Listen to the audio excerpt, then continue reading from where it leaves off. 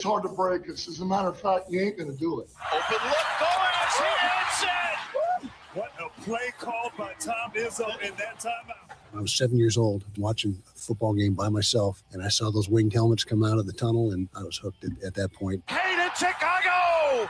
Oh, my God! Hayden with the overtime winner!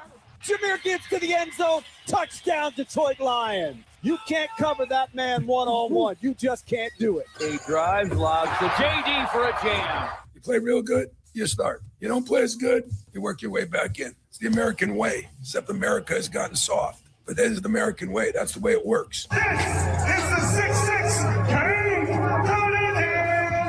Jameson Williams, he's got it! Touchdown, Lions! All right, here's what we have to do on a Tullymore Tuesday. Welcome, everybody, to X's and Bros throughout the great state of Michigan. The easy thing to do would begin by talking strictly about the Tigers' 8-5 loss to the Orioles last night. The fact that Baltimore had gone 9 days without a multi-homer game and had 3 last night. The fact that Keter Martero was not very good. Look, you're not going to be great all the time. We get that, all right? Detroit's offense actually woke up a little bit. Somebody had tweeted out yesterday that the Tigers are one of the best teams in baseball. My response was, one of the best teams in baseball? Can you aim a little higher, please? And there was plenty of feedback on that, all right? Just set the bar higher. That's all I ask. I know that's a hard thing to do, and I know some people view me as negative when it comes to the Tigers. I'm not trying to be. Let me ask you this, Andy. If I said to you that a team is 7 games under 500 through 107 of their 162 games, would you spin that as a positive? I wouldn't call them one of the best teams in baseball. I can tell you that right now. That's not being negative. No, it's not being negative. No. Our job is not to be cheerleaders. Right. Okay. We are fans. Most of us, okay?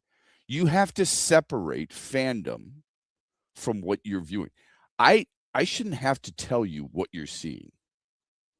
I think that's disrespectful. If you're looking at a team that is one of the best teams in baseball, and they're 7 games under 500, 6 games back of the division, and 4 games back of the final wild card that's been expanded to 3 games or 3 teams in each league, I would love to know who the middle of the road teams are. I think what's getting lost here, perhaps maybe by me as well, you're trying to identify the best teams in baseball. Who would those teams be? That's what you have to ask yourself. So we'll get into that coming at 6:18. Something I didn't ask Andy yesterday, after he celebrated a week off, getting engaged and having an absolute blast with his fiance. He went about it and he had someone record it and take pictures of it, which is great, down to a knee, asking his bride to marry him. What's the worst? Have you heard of what you wanted to make sure you didn't do?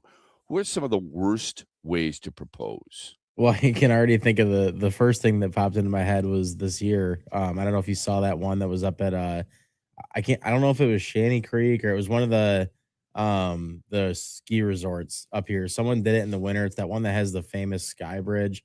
I can't remember what it is, but someone proposed on that sky bridge and they dropped the ring through the grates, like when they pulled it out because they were like nervous, like putting it on her finger. And it dropped all the way down. They ended up having pictures of them later finding the ring like in the snow, but they had a whole like search party of people go look for it, I'm pretty sure. So being that mine was in a situation where I was pretty close to water like that and kind of close to the edge, like I made sure that I was far enough over. What's actually funny about my proposal, so there's like a bunch of rocks on the ground. I cleared a bunch of rocks for my knee for when I went down so it wouldn't like hurt my knee that bad because it was like that. Sure. Completely missed the spot. Like I just didn't even go to the right spot to do it. So yeah, like but but the way you did it is a classy and a fun way. Yes, for and sure. An appropriate way. What are the worst ways? So I'll give you an example. A buddy of mine Okay. He ended up getting divorced, ironically enough. He had a bunch of us in his backyard, and he rode a horse over a meadow coming forward. This is already really he was storybook extreme. like he was a knight in shining armor. And he and the horse trotted in, and that's when he ended up proposing. And all of us, to be honest with you, were like, dude, don't do this. Please, don't do this. Yeah. Yeah, it was it was borderline corny. Yeah, for right? sure. Yeah, borderline corny. Yeah. But she did say yes, though. She did say yes. It didn't last long, I can tell you that. And it wasn't because of how he did it. He was just trying to be, he was trying to be a little different. And he did accomplish that goal of it. And we were all like, okay, whatever, But it's one of those ones, if you're not out there going, yes, way to go, it comes off a little uncomfortable. Let's put it that way. Yeah, no question about that. I mean, I was thinking about that as I meant to ask you that yesterday. Meant to put that out there if anybody's got some type of story like that. Yeah, my whole thing was just dropping it. Like if I would have dropped it and like lost it like that, I would have. I mean, sure, but you've never heard of any other bad ones. You've never heard of anything that and bad doesn't mean she's got to say no. It's just how you go about asking in the first place. Yeah, some of the worst ones that I've seen are the ones where they do it in public, because like some girls want it to be like a little bit private. Like even though I had people at mine, like Katie still didn't want like everybody to hear what I was saying. I don't think so. Everybody was kind of back when I was doing that part. But like that's the ones that I always see that are the worst. I'm sure you've seen too, because I mean you could get it on a reel and it's pretty funny, or like when you're scrolling through stuff. Is like when people ask in public at like sports games or anything like that. Yeah, they say no because it's not like there's a for sure answer. That's the worst, like in my mind. And being that remember when you kind of hinted what you were going to do when you told me? Yeah.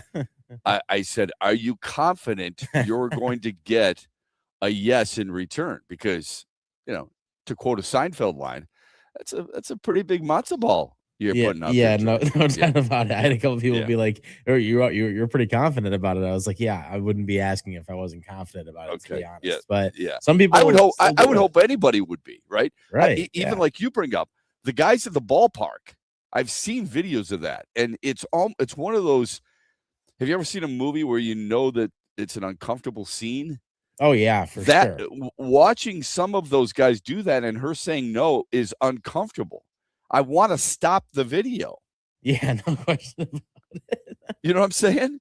Yeah, no. Even though you're not part of it, you don't know the people, you're not at the game, you may not even care who's playing in that game. But there's a part of you that goes, oh, no, please. Oh, this is too painful to watch. Whereas you got some psychos out there go, this is great, man. I love seeing these guys get rejected. And then dejected. 100%. Yeah. And then how do you drive home after something like that? You put it on the Jumbotron. This is a big deal. She says no. They came together. It's a proposal. Yeah, for sure. What kind of ride is that on the way home? You're not listening to the game recap. I can tell you that. Somebody might be walking. Who knows? Taking the bus, public transit. I'm gonna call for a ride. Thank you very much. All right. Our Meyer hotline, 866-838-4843. Our text line is Sports Radio 21,000. You can always join us in the chat. We stream live on X, on YouTube, and on Facebook as well. A little bit later on, Andrew Kahn of MLive will join us. He's going to chat about a new book that he's got coming out as he chronicled Michigan's basketball national championship last year. On the other side, we'll get to some of the headlines, and we'll talk Tigers baseball after a third consecutive loss on X's and Bros on a Tullymore Tuesday, brought to you by Mitchell Hines Wealth. Huge here for all the ABC warehouse locations in Michigan. Now, if you're looking for the best prices on TVs, furniture, appliances, mattresses, and more, you need to go to abcwarehouse.com. You can shop there and also shop in person at all ABC warehouse locations across Michigan. For the one close to you, go to abcwarehouse.com. Best deals on TVs, appliances, furniture, and mattresses at all ABC Warehouse locations in Michigan. You know, we're fortunate here in Michigan. We have some of the greatest golf courses in the country. Tullymore and St. Ives is part of the reason we can brag the way we do about our golf. Once you visit Tullymore, you'll keep coming back. The view is breathtaking. The golf is fantastic. The accommodations are regal, and the people are special. It really does feel like a home away from home at Tullymore. Make your play and stay reservations today by going to tullymoregolf.com or by calling 1-800-972-4837. That's 1-800-972-4837. The big shows are at Soaring Eagle. Eric Church. All you gotta do is put a drink in my hand. Friday, August 14th with special guest Ashley McBride. The Free the Machine Tour, part of the Soaring Eagle Summer Outdoor Concert Series. Tickets start at $87 and are on sale now at the box office and etix.com. Drink a little drink, smoke a little smoke. The party starts with Eric Church plus Ashley McBride. August 14th at Soaring Eagle Casino and Resort. Shop the Meijer 7 for 7 sale and make your next shopping trip a good deal better. Through August 4th, pay just $1 each when you mix or match any 7 or more items. Summer fresh favorites like seedless mini cucumbers, red, yellow, or orange bell peppers, and select varieties of Oikos Light and Fit or Chobani yogurt, Kraft mac and cheese, Powerade, or sparkling iced beverages. Getting more for your money with the Meijer 7 for 7 sale through August 4th. That's good life quality and real low prices. Only at Meijer. Exclusions apply. See the Meijer app for details. Make sure you listen weekly to our Moving Ferris Forward interviews with Ferris President Bill Pink and other leaders who are moving Ferris forward. Find out more about Big Rapids and Ferris and what they have to offer at ferris.edu.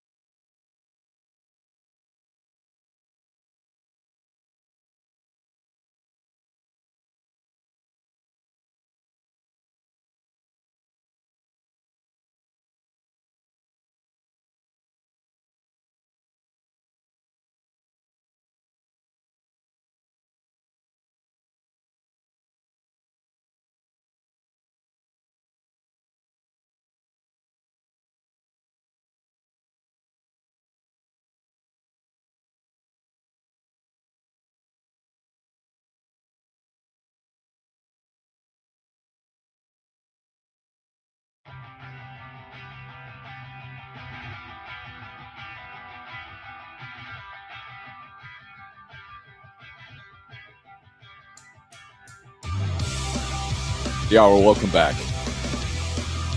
Here's the fear I have. And I think most of you can chime in on the chat as we stream live on YouTube, X, and Twitter. You can join us via text, Sports Radio 21,000, or call us on the Meyer Hotline, 866-838-4843. I would think this is a very emotional time for you regarding the Tigers. The fear is that every day you're talking about the trade deadline. And that's not where I'm necessarily going, all right?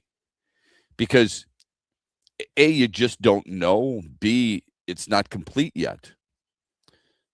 You can speculate all you want. There are national writers who are a lot closer, have a better pulse on what teams around Major League Baseball are doing. We can give our opinion, but I think you know my opinion on that if you've listened to the show, because I think they should have already traded Tarek Skubal. But I also understand why some people don't. So we've talked about that. This is more about where this team is at right now, at 50 and 57, and the margin of error that is so slim for them. I remember many people were suggesting that the Tigers will make their push because you've got Kansas City coming to town, who's not very good. And you've got Baltimore following them, and they're not very good. And you've got the A's coming to town, and they're not very good. This is where you really have to make your statement. And at the time, I was like, wait a minute now. Baltimore is better than you are, at least record-wise. Stat-wise, you could have a good debate because Detroit's a plus in the run differential. Baltimore is not. Kansas City, obviously, without Bobby Witt Jr., you felt like you should have taken care of business. You ended up splitting with them. The A's are in sell mode. Who knows if you'll be in sell mode? Because a lot depends, right? A couple of national writers, specifically Mark Feinstein, who's been on MLB Network for a long time now, and Jim Bowden, who's on MLB Radio, also CBS Sports. Listen to what they had to say regarding where Detroit is headed. First, here's Feinstein yesterday on MLB Network. Andy, play it. If you can predict what the Tigers are going to do on the field for the next 5 or 6 days, that will help me determine that answer. I'm still not sure he's going to get traded to begin with. So I think how the Tigers perform in these next series or two leading up to next Monday, will determine whether or not he's even on the block. Now, if he is on the block, I think you're going to hear about 3 teams that are going to be really heavy in on him. One is the Dodgers, because it's always the Dodgers. And the other 2 are teams that you don't normally hear about going after the big fish. But I think the Brewers and the Rays are going to be really heavy in on Skubal. They've both got the prospect capital to get him if they decide they want him. He's not, as an impending free agent, he's going to make about $10 million over the last couple months of the season. But you can handle that for 2 months. It's not signing him to a $400 million deal. And both of these teams understand that they have a real chance to make noise in the playoffs this year, and adding a big ace at the top of their rotation would help them each go a long way.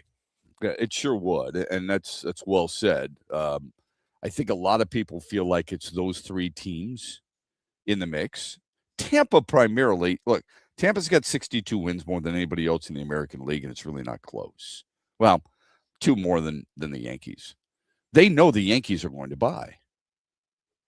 They have to do something not just to win the East, but they also recognize that the American League is a very winnable league. So you're going to have to fend off the Yankees.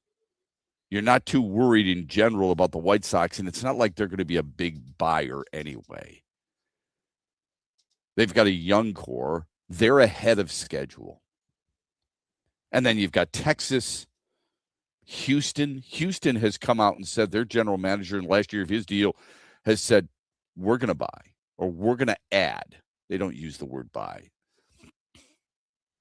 They're going to do everything they can to make the playoffs, because they recognize, like most teams do, that the wild card, you can be dangerous as a wild card team too. And right now it's the Yankees, it's the Red Sox, who continue to play really good ball, and Cleveland.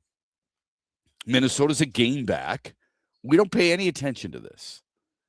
And then you've got Houston. And I think a lot of it, the reason we don't pay any attention to it is because there's a lack of respect for a lot of those teams, and it's understandable.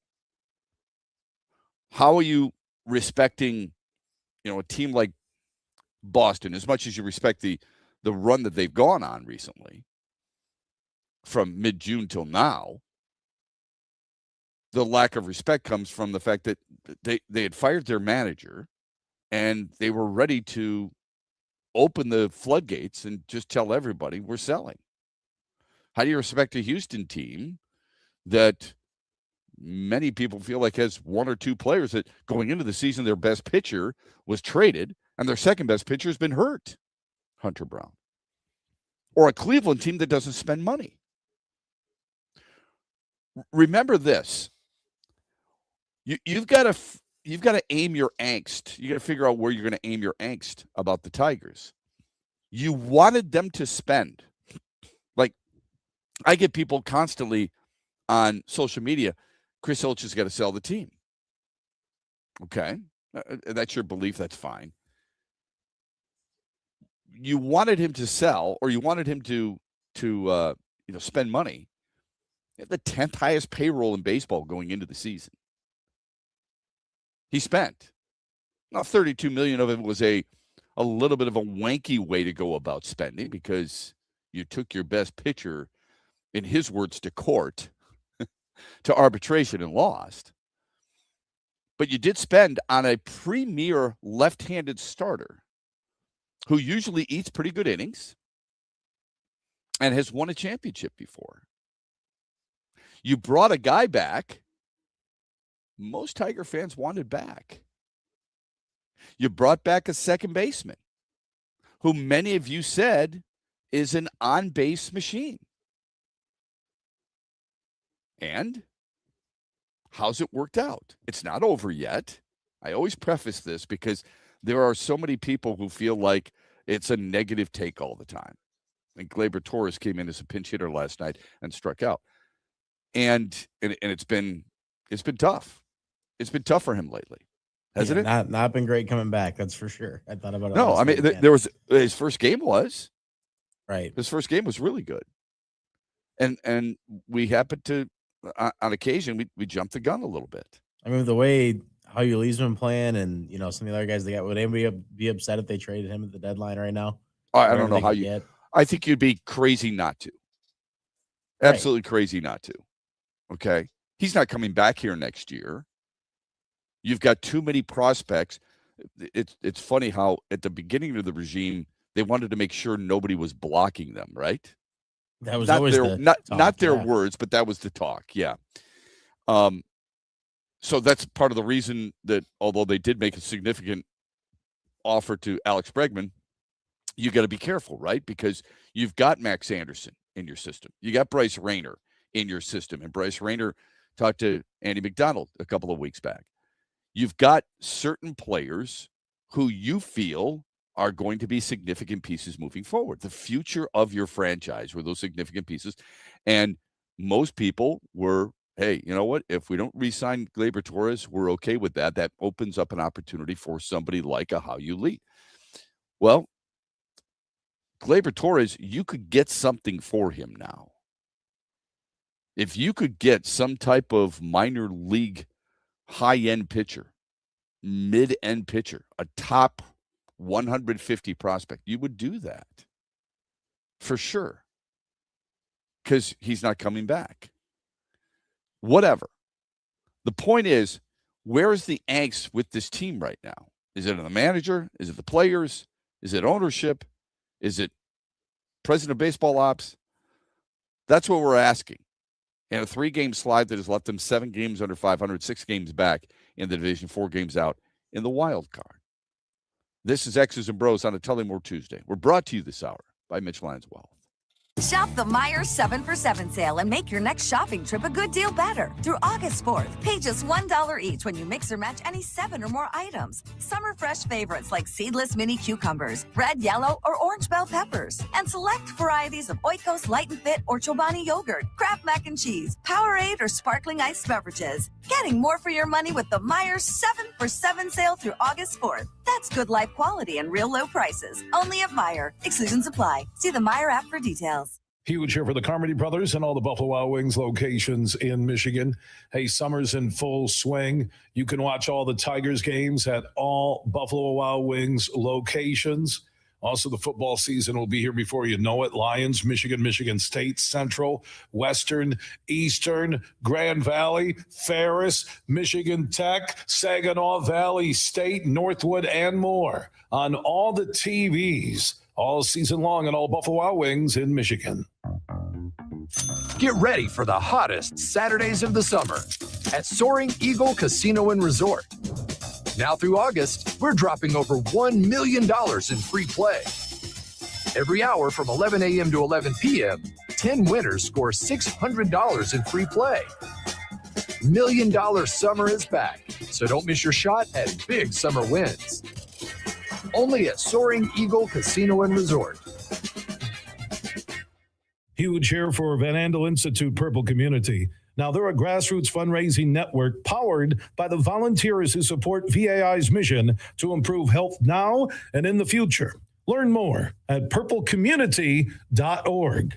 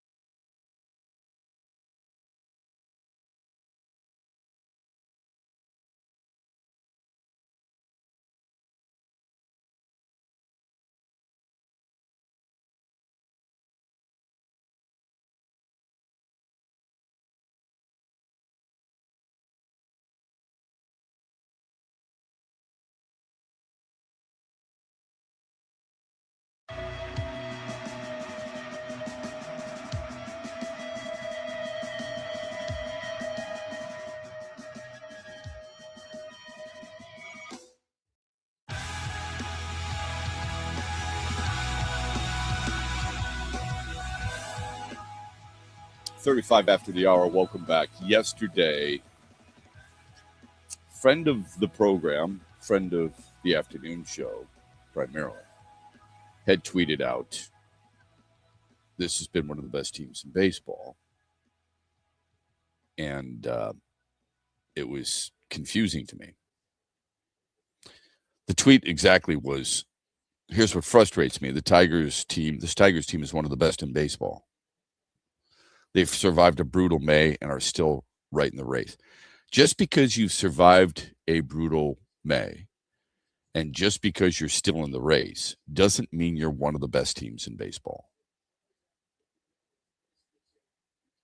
If that's the case, you don't have to survive a brutal May. Andy, I mean, just outside observation, would you say that the Minnesota Twins are one of the best teams in baseball? I would not. Okay. Would you say this Baltimore team is one of the best teams in baseball? I wouldn't. Right. Now, again, here's the tough part kind of with some of that is that the AL in general this year, there's not a lot of good records to pick from. That doesn't mean you're one of the best. It doesn't mean you're good, though. Let's get that. Yeah, exactly. You've got to define first and foremost, what do you consider to be best? Like, who's the best? The Dodgers and the Brewers are the best teams in baseball. Is that fair? Yeah, for sure. Okay. Would you say Atlanta is in that discussion? I would say so. I would. Yep. Okay. It probably, I mean, Tampa probably is. You the have best to put him manager in there. Baseball. Yeah. I would say Kevin Cash is the best outside of Dave, maybe Dave Roberts. Yeah. Yeah. I think Kevin Cash is the best manager in baseball outside of Dave Roberts. It's but not Dave always the Roberts has got record, an awful too. lot of talent. It's not about record. No. It's what you do with talent. It's what you Exactly. do with Yeah. the circumstances that surround you. Can you imagine? People talk about the energy that a hometown crowd gives you. Where's the energy for Tampa? It's minimal at best. And it always has been. and it always has been until late in the season. Although when the Yankees come to town, the energy's high. It's all just Yankees fans. Okay. Right. On top of that, historically, they have been bottom third in payroll every year. They rank 24th this year. It's interesting, isn't it? Cleveland's in the mix. Chicago's in the mix. Tampa's in the mix. Pittsburgh's in the mix. Minnesota's in the mix. All of them rank 22 or lower in payroll. Goes back to what I've said forever. It's not about money. It's how you spend the money. Yeah, and the whole thing of being one of the best teams, you have to look at the White Sox right now too. Like, do I think that they're one of the best teams in baseball? Like by my eyes or like what I believe, probably not. But their record says that they are. You have to respect them enough to call them one of those teams right now. It's a good point, but my smart ass in me would say, your eyes, what are you not seeing? Yeah, that's fair. It's just okay. With my They're eyes. 55 and 50. The problem with it is this, and it's this is not about you, okay, by any stretch, but it's about us in general, and I use it as a wide umbrella. We see our team every night. We recognize the positives and the negatives. We may look at Chicago, in this case, your example, in a series. Are you following Miguel Vargas at all? No, you're not. That's what I'm saying. So a lot of the guys in that team, it's not like you don't know them. Yeah. If Colson Montgomery walked down the streets of Birmingham, because that's where they stay at the Townsend. If he walked down the street, you wouldn't give Colson Montgomery a second look. No, but this is what I'm trying to say. So a lot of the people, like for last year, the Tigers, they were the best team in the MLB to 70 games, right? I bet there's a lot of people saying the same thing around the major leagues about the Tigers going into that game or into like the 70 games. Like they don't know a lot of the players in the Tigers roster besides Tarek Skubal. I guess is the one guy that everybody would know. But I would guess that not a ton of people were following a bunch of people on the Tigers roster either were saying the same kind of thing. So when I say the eye test about the White Sox for me, it's not that I and watching them every night in like detail. What I'm more saying is I don't really know the names on a lot of the back of their jersey. So until they do something, I'm not going to like believe that they're one of the best teams in baseball is what I'm saying. It's how I feel like a lot of people probably felt about the Tigers too. And I mean, look where they're at right now. Just because Murakami has a bobblehead night doesn't mean that everybody in baseball knows who he is in Chicago. Exactly. Right? So, but it's still a team that's 55-50. Yeah, you have to respect and it. It doesn't tell you right there. I mean, they're just 5 games over 500. That's it. I wouldn't consider them one of the best teams in baseball.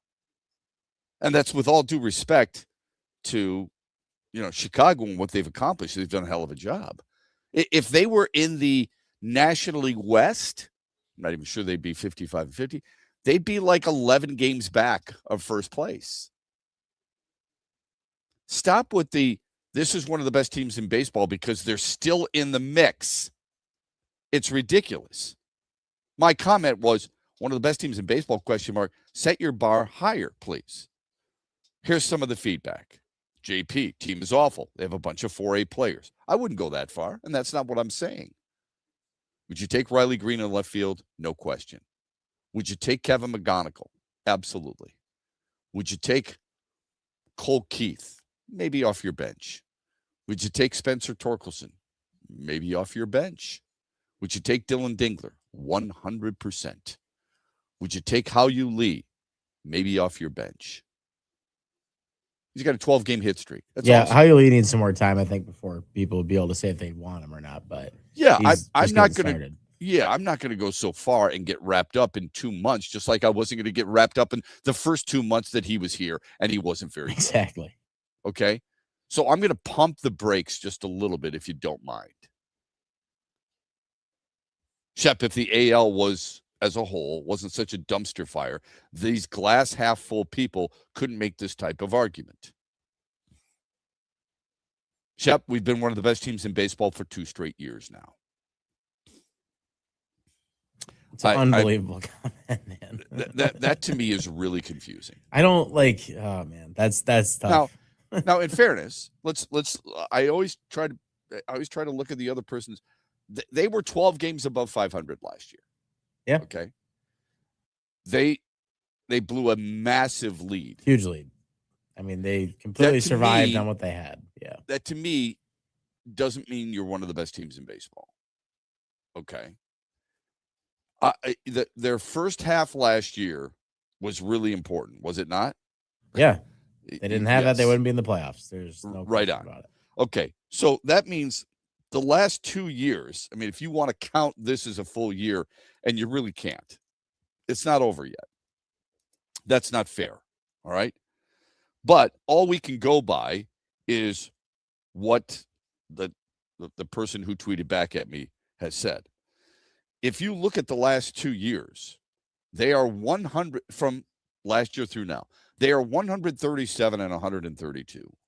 They are 5 games over 500. If I'm not going to call the White Sox, who are 5 games over 500, one of the best teams in baseball, I'm not calling the Tigers that either. So I hope you understand where I'm coming from. Another one. Shep, they literally have one of the best records in baseball since June 1st. And yet they are 7 games under the break. 7 games under the break even. Shep, they are literally top 30. That's funny. Yeah. Shep, I would hate to see the version of the worst if they're the best team or one of the best teams in baseball. Just a few comments. There's a ton of likes. There's more. Like, this isn't football. The season is 162. I didn't know that. Did you know that? I didn't know it was 162. Not 17. Point being, you might be able to hide your weaknesses with fewer games, but it doesn't work for baseball. All these games make it impossible not to have every one of your countless deficiencies exposed for the world to see. What do you think their biggest deficiency is? It's the hardest thing to define about this team because they have quite a few problems, which is what makes them not one of the best teams in baseball, if you ask me. But right, it's base running, right? Yeah, that's a bad part of it. It's obvious, and it's with hitting with runners. Yeah, I was going to say situational hitting is a problem. Obviously, the bullpen is terrible. There's a lot of issues they have. Yeah, it's a massive amount of issues. If you have that many issues, can you really be one of the best teams in baseball? No, that's like saying to some dude, I want you to judge these ladies. They've got crooked legs. They've got, ugly hair. They've got a bad complexion. They're out of shape, but they're one of the best looking women in the world. No, they're not, unfortunately. So that's part of my frustration when it comes to what this team is giving to us. Now, here's what I would say about AJ Hinch. I did like his quote yesterday. His quote was, "I just can't live in a world where there is this dramatic fall off when you lose a game. We have to play again tomorrow. You've got to keep pushing. This game is going to punch you in the face, and you have to keep pushing." He's 100% correct there. He can't dwell, and his team can't dwell, and the organization can't dwell on losing 3 in a row and being 7 games under 500 and having problems lately at home. Remember how great they were at home at the beginning of the season, and everybody jumped off the deep end and said, yes, this team is the best team in baseball when it comes to playing at home. Can't do that. I know it's boring, but living for each moment, each game is exactly what they have to do. The problem he's facing is that the overreactions of winning and losing has become all too commonplace in the market. Jim Bowden works for MLB Radio and CBS Sports. We played you Mark Feinstein earlier regarding the Tarek Skubal possibility of moving on from him as the Tigers approach, and every baseball team approaches the trade deadline. Jim Bowden, who I don't always agree with, I'm not a huge fan of. I think there's no question he's intelligent. He's been in baseball his entire life. He's run baseball teams. He knows what it takes to put together a deal, a good one and a bad one. He's got a pretty damn good pulse on what's going on in Major League Baseball. I just think he's full of himself. Here's what he had to say regarding the Tarek Skubal possibility of trade deadline move. Listen to this. I don't think Detroit is going to keep him. It would be a big mistake. I don't care how many games out they are. And look, even if they have a good week, to have 2 months of Skubal would be a huge mistake when you can get the return you can. So I'm going to go with the Brewers or Tampa Bay Rays, which, by the way, if he were traded to either place, that would be the best possible decision for the game of baseball in general. How great would it be if 2 small market teams came out, beat the big markets to get Skubal, and then did damage in October? That would be perfect for this sport right now. Yeah, the problem with that is, and it's not like I wouldn't want to see it. I would be excited to see where some of these prospects come from. Part of the problem is that in Milwaukee's case anyway, they don't have the pitching prospects. The number 9 and number 10 prospects on their boards are pitchers. Everybody else is a position player. Yeah, and the Tigers definitely need more of the wealth in the pitching department right now. Yeah. With the Rays, the number 5 prospect in their system is Brody Hopkins. He's a pitcher. Okay. The top 4 are what? They're position players. The Dodgers have some pitching right now on their team, Sheehan, that would look good in a Tigers uniform. And then maybe a guy like, I don't know, people have mentioned Zaire Hope. I would rather have a guy like Mike Sirota, who's a right-handed stick. But you get a few players like that from a Dodgers system, you feel like you can absorb the trade a little bit better. The problem we have as a society, baseball society in the state of Michigan, is we just don't know a whole lot about these players. So you're getting prospects. Now, they're better prospects, ranking-wise, than what we saw in the J.D. Martinez deal. I always remind people that the Houston deal is, as much as you hated losing Justin Verlander, when you got back players, you could have had, or I shouldn't say you could have demanded Yordan Alvarez, Kyle Tucker, some other players within the Houston system. You quote-unquote settled for 3 players that many people thought at least 2 of the 3 were going to be good players. And that's the hard part about trading something. Yeah, because no matter what, when you get them, you're going to hear the good things about them because they're prospects. So you're always going to hear the positive side of it. Yeah, doesn't mean they're going to work out. If Andy, I could give you Eduardo Quintero. Do you have any idea when I say that name? I have no clue. Literally, it's a name I could say to you, all right, I'm going to give you a name, and you're going to tell me if it's a baseball player, if it's a soccer player, or if it's a track athlete. And I could give you Eduardo Quintero. And I wouldn't blame you one bit if you thought he was a soccer player for Mexico. Okay. I have no clue who he is, so I don't know. He's an outfielder in the Dodgers system in high A. And he's a guy who's considered their 3rd best prospect, at least at the midway point of this season. So we just don't know. We think it's important to trade a known commodity for somebody who's considered highly rated in a more successful organization. Yeah, well, that's the other thing, too, is that, a lot of people have been talking about this trade. They bring it up and they say, well, if you can get another Kevin McGonigal type back, you don't know if you're getting that. Think about it. Don't. When was the last time the Tigers had a Kevin McGonigal come through their system? This is the first time that obviously, Riley Green has turned into be a good baseball player. They've had good people come through their system. Now Dylan Dingler, right? But Kevin McGonigal's setting records right now as a rookie and doing a lot of really special things. You don't just get that commonly. So it's hard to even expect to get that back from this trade. You're just hoping you get somebody that turns out to be an everyday player in the majors. Probably. Yeah, look at how long it took C.J. Abrams to exactly. To it takes what he has become in Washington. Mm-hmm. Jared Kelnick was considered a high-end player.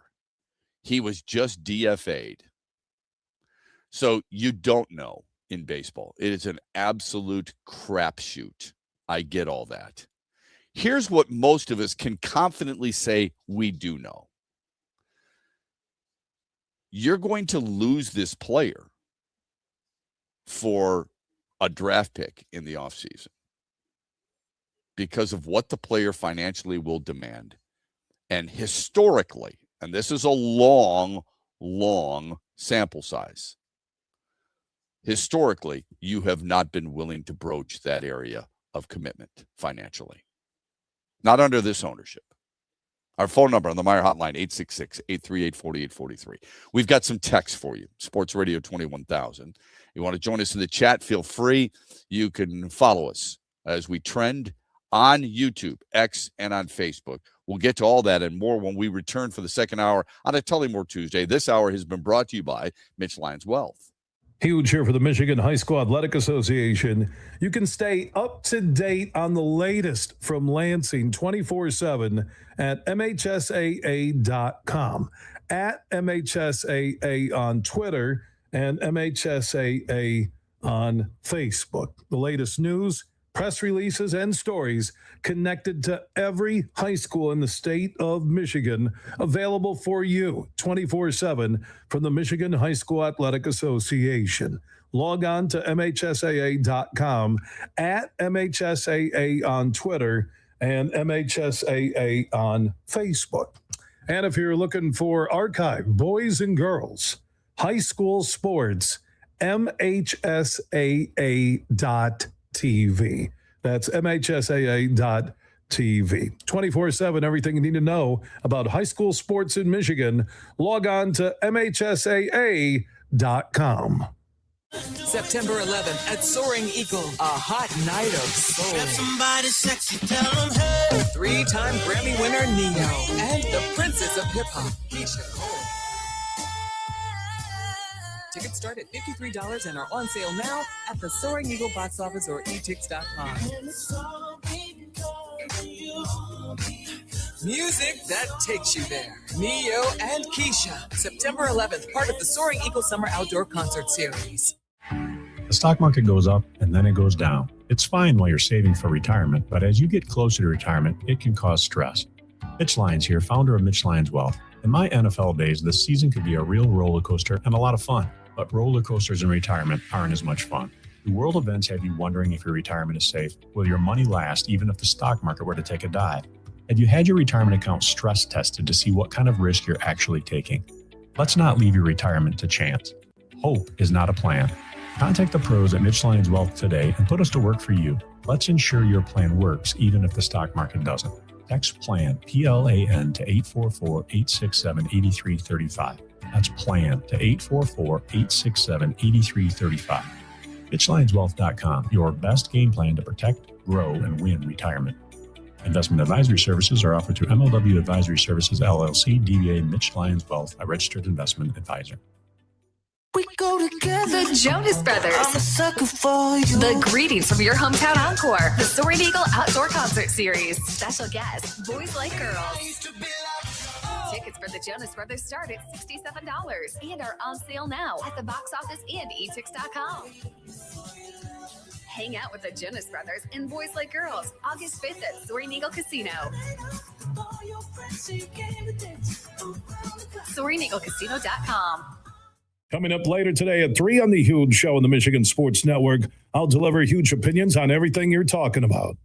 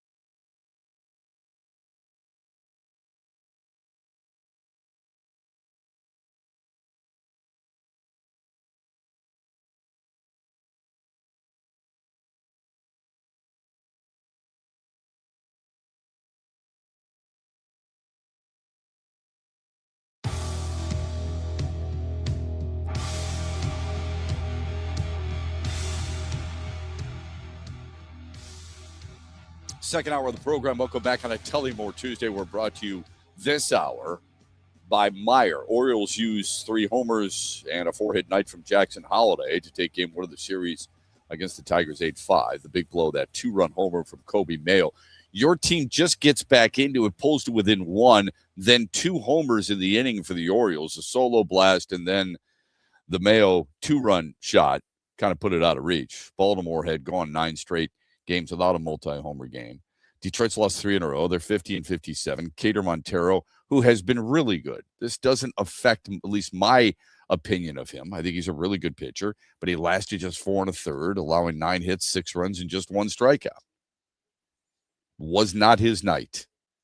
I will say one of more frustrating phrases.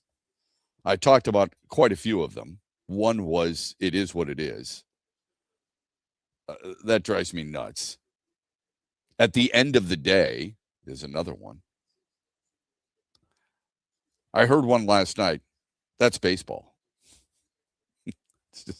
It's one of the more common things. I don't know what else to say, so I'm just going to say this. That's baseball.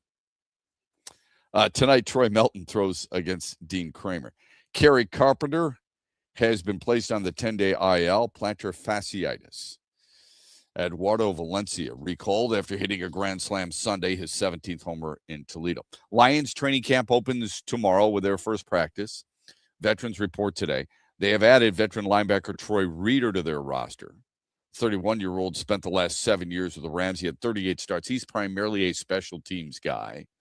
I know the Lions are looking for somebody to take the place of Alex Anzalone. Could be Malcolm Rodriguez. Could be Jimmy Rolder. Hell, now it could be Troy Reeder. It's nice to have some depth. It's nice to have some options. Special teams is an important part of football. We don't always take a look at it. And the reason we don't is because television doesn't do much about it unless there's a big return. If guys go down there, it's just an afterthought. It's a nice tackle by McDonald. So here comes Jared Goff and the Lions offense. They don't make a big deal out of any one specific special teams player who thrives in his role, unless it's Devin Hester taking it to the house. It's Desmond Howard winning a Super Bowl MVP. It's Billy White Shoes Johnson having a dance after a touchdown, and we see it on a regular basis. It's nothing that we don't see a whole lot of, so that's why special teams is almost overlooked. Let's hope that's one of the guys who can help. Jason Day, by the way, has withdrawn from the Rocket Classic. Big name for sure, but ranks 59th in the world. Hasn't won since 2023. Here's the Mitch Lyons Wealth poll question. In which team do you have the most confidence? Andy's already tweeted it out. I've retweeted it. It's the Lions, the Tigers, the Pistons, or the Red Wings. That's a tough one, man. That's a challenging one for you to vote on, but you can vote as often as you want at XB Mornings. Follow us on our social handles, and we'll give you the results tomorrow on the 8 o'clock hour. Big Ten football preseason poll is out. Ohio State, Oregon, Indiana, USC, Michigan. MSU ranked 16th, above Rutgers and Purdue in the first year for Pat Fitzgerald. Let's hope it's better than that. I want to get to some texts for sure.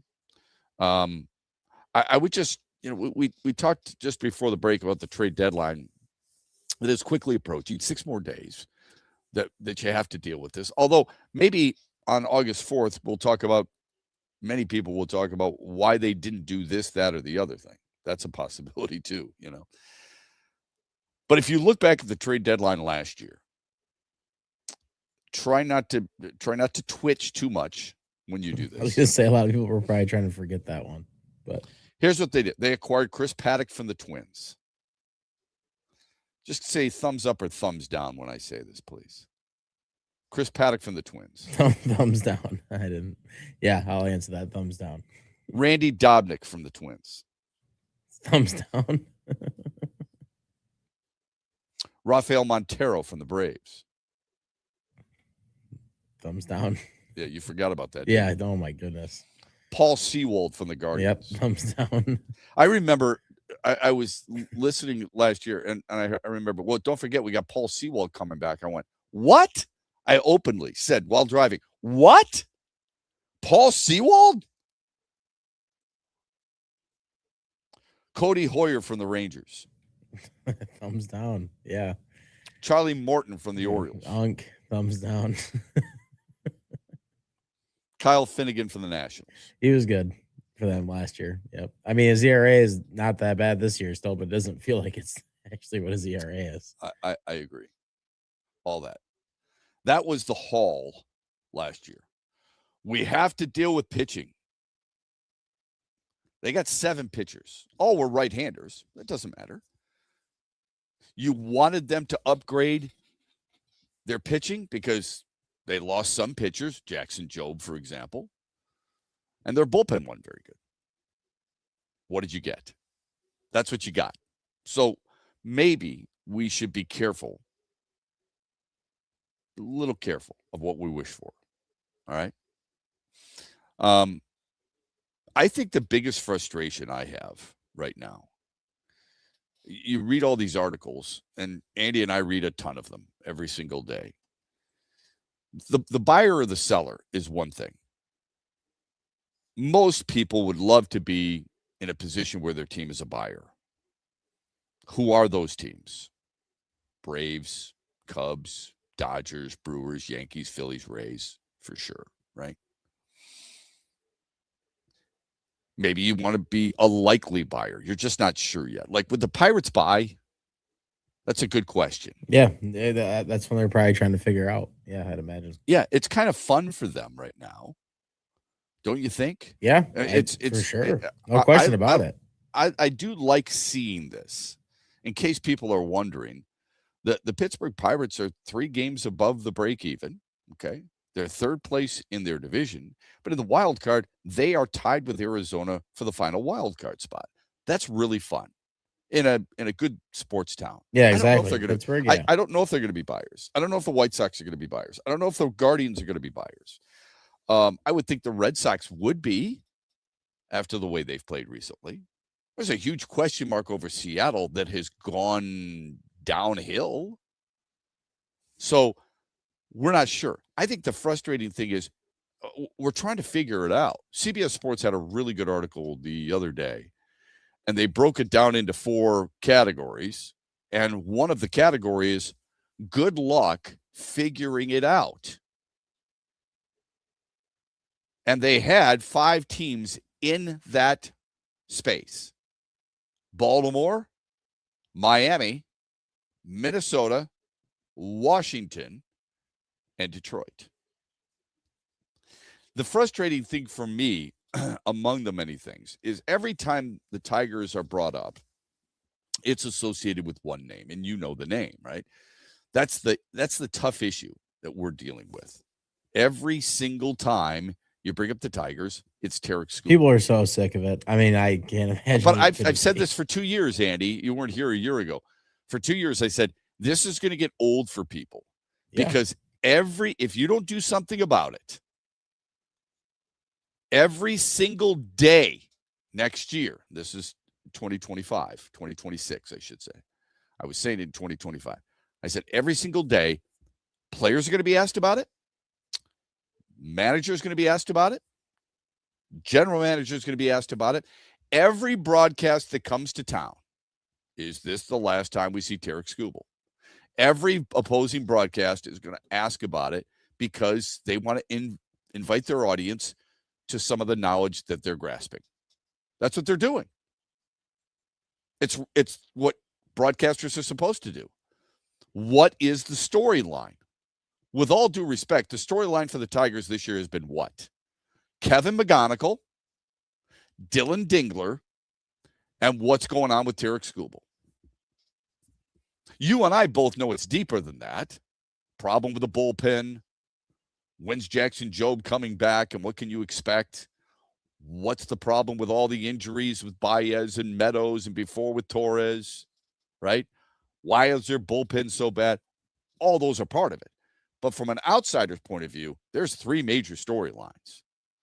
The last one is getting really old. We're back after this, brought to you by Meyer. Rod Stewart returns to Soaring Eagle Thursday, September 3rd. the Soaring Eagle Summer Outdoor Concert Series with special guest Richard Marx. Tickets start at $71 and are on sale now at the box office and etix.com.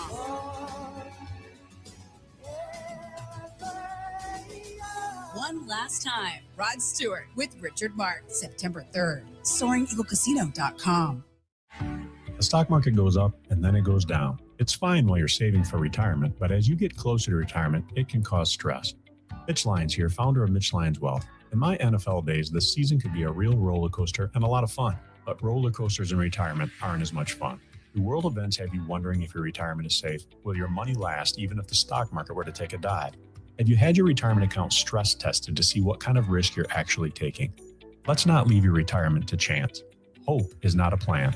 Contact the pros at Mitch Lyons Wealth today and put us to work for you. Let's ensure your plan works even if the stock market doesn't. Text PLAN, P-L-A-N, to 844-867-8335. That's PLAN to 844-867-8335. MitchLyonsWealth.com, your best game plan to protect, grow, and win retirement. Investment advisory services are offered through MLW Advisory Services, LLC, DBA Mitch Lyons Wealth, a registered investment advisor. Van Andel Institute Purple Community is a grassroots fundraising network powered by the dedicated volunteers who support VAI's mission to improve human health now and in the future. When you raise funds through the Van Andel Institute Purple Community, 100% of the proceeds go directly to the Institute's research into diseases like cancer and Parkinson's, as well as VAI's science education programs. Learn how you can get involved at purplecommunity.org.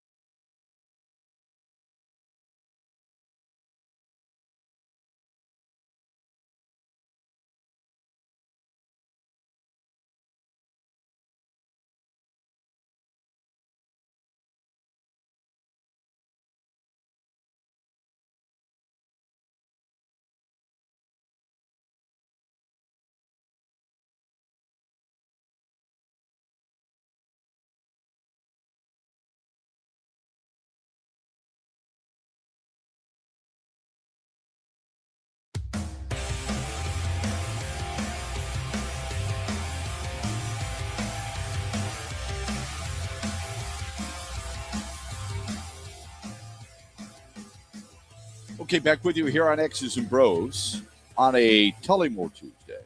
Thanks for being with us. Let me ask you a question regarding your experiences at sporting events. You hear songs all the time, right? Yeah. Yeah, for sure. What's the most overrated songs or overplayed songs at sporting events? Gosh, that's a good question. Off the top of my head. What do you hate listening to? What do you hate to hear? I would say there's a few of them. I'm not saying I hate this, but when I think of sporting events, I think of Don't Stop Believing from Journey. Yeah, that's always played for sure. Sweet Caroline is played a lot. It's definitely a popular one.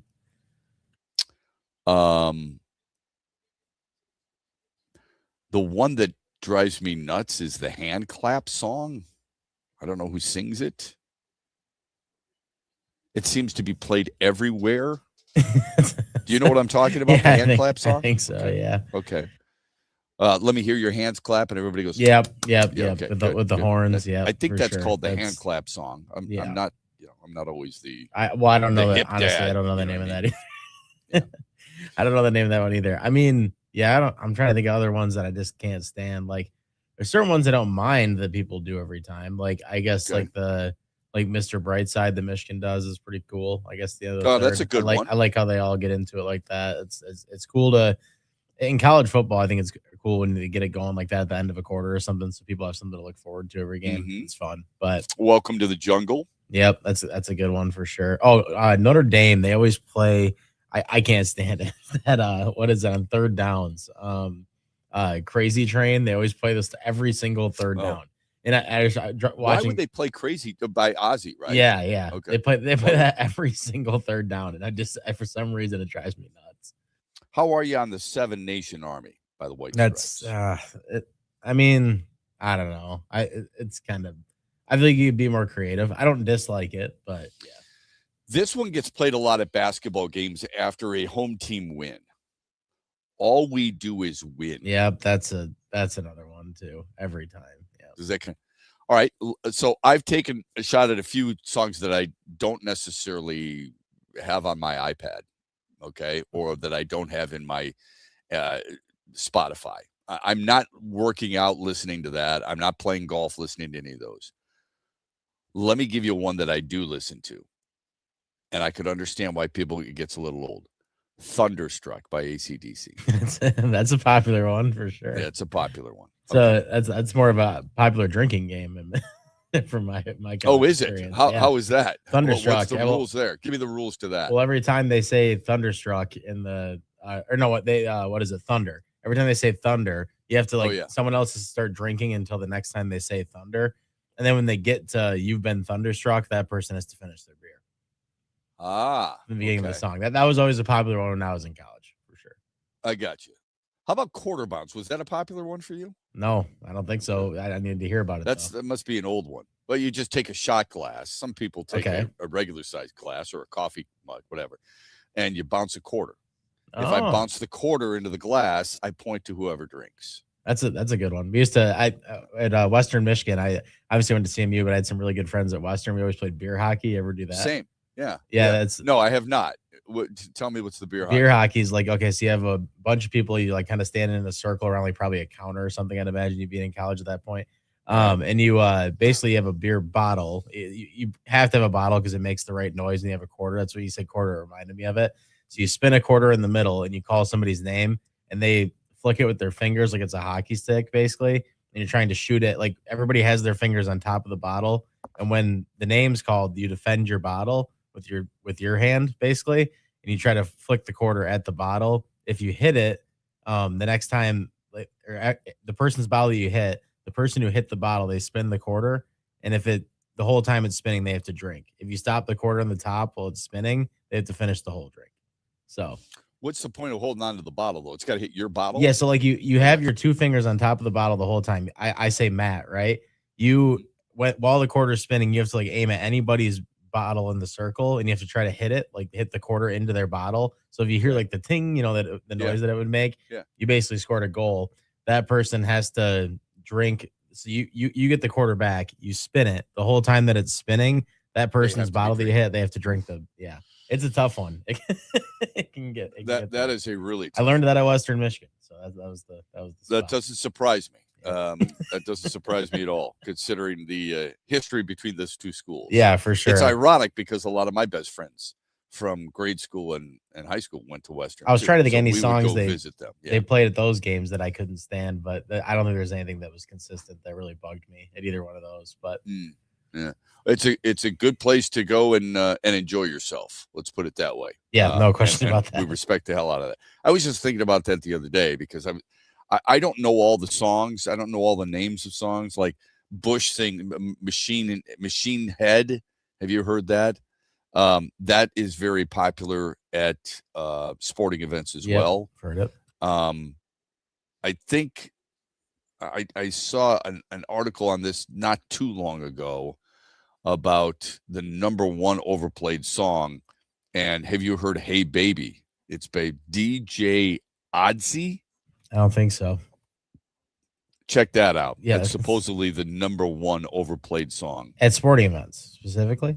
At sporting events. Okay. Yeah. Okay. Which is interesting considering I've never heard of it. Let me get to some texts, can we? And then we'll move forward. Sounds good. And Andrew Kahn of MLive is going to join us at 8:35. He's got a new book out, and it's chronicling Michigan's national championship run. So want to talk to him about that. Via text, Shep, I've been watching the same boring team and the same lineup for 2 years with the same hitters who are average at best. For the most part, I would think you're right about that.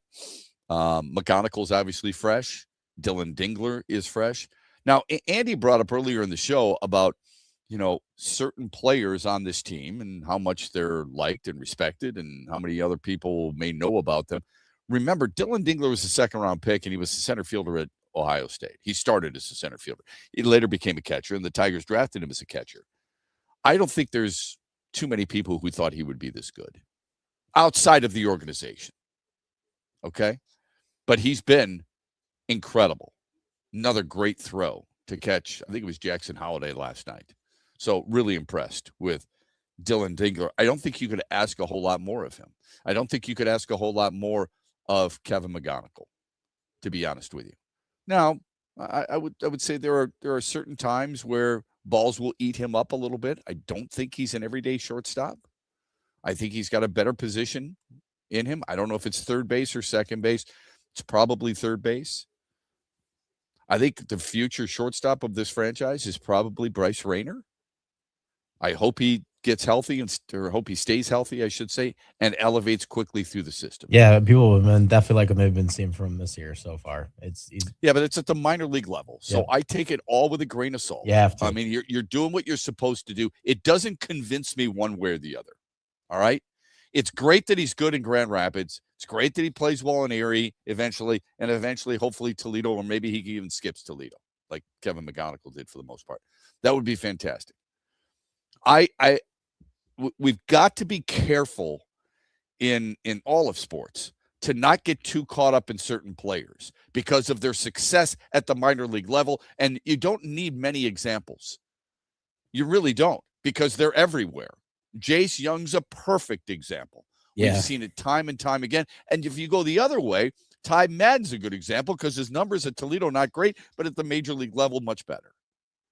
So I don't know exactly where his perfect position is, Kevin McGonigal. I'm just glad he's on the Tigers. All right. McGonigal is a year or two away from truly being a great player, even if he becomes great. Dingler plays a brutal position, handles it all well. The rest of this team can go. That's an interesting perspective. Who would you want to keep? Haven't really asked that question before. We're brought to you this hour by Meyer. More texts on the way here from X's and Bros on a Tullymore Tuesday. Glad you're with us. Huge here for the incredible Crystal Mountain Resort in Thompsonville, Michigan. If you've never experienced the mountain, it's unbelievable. They offer up 36 holes of championship golf, Betsy Valley, Mountain Ridge, accommodations, a ton of choices. Go to crystalmountain.com, see everything for yourself. One of the top spas in America. They can handle businesses, small groups, big groups, your buddies, the ladies, and more. Book your getaway now at crystalmountain.com. That's Crystal You Mountain. have old retirement accounts still at former employers that could use some attention. You have accounts that the only time you hear from the advisor is when you call them. It might be time to take stock of your retirement and stop settling for less than you deserve. Having retirement accounts doesn't equal having a retirement plan. Hi, I'm Mitch Lyons, founder of Mitch Lyons Wealth. Stop procrastinating and let's coordinate your retirement accounts and make sure you have a plan for success in retirement. At Mitch Lyons Wealth, we help people make sense of all the moving parts of retirement: taxes, income, risk, Social Security, healthcare, and legacy. It all works together, so let's make sure all parts of your plan are working together and not fighting themselves. Let's create a retirement of steel. Contact us today to schedule a brief chat to talk about your situation. If it makes sense, we can talk further. If you're good as is, we'll let you know that too. Go to MitchLyonsWealth.com or text PLAN to 844-867-8335. That's PLAN to 844-867-8335. Investment advisory services are offered by MLW Advisory Services, a state registered investment advisor. The big shows are at Soaring Eagle. Eric Church. All you gotta do is put a drink in my Friday, August 14th with special guest Ashley McBride. The Free the Machine Tour, part of the Soaring Eagle Summer Outdoor Concert Series. Tickets start at $87 and are on sale now at the box office and etix.com. Drink a little drink, smoke a little smoke. The party starts with Eric Church plus Ashley McBride, August 14th at Soaring Eagle Casino and Resort. Coming up later today at 3 on The Huge Show on the Michigan Sports Network, I'll deliver huge opinions on everything you're talking about.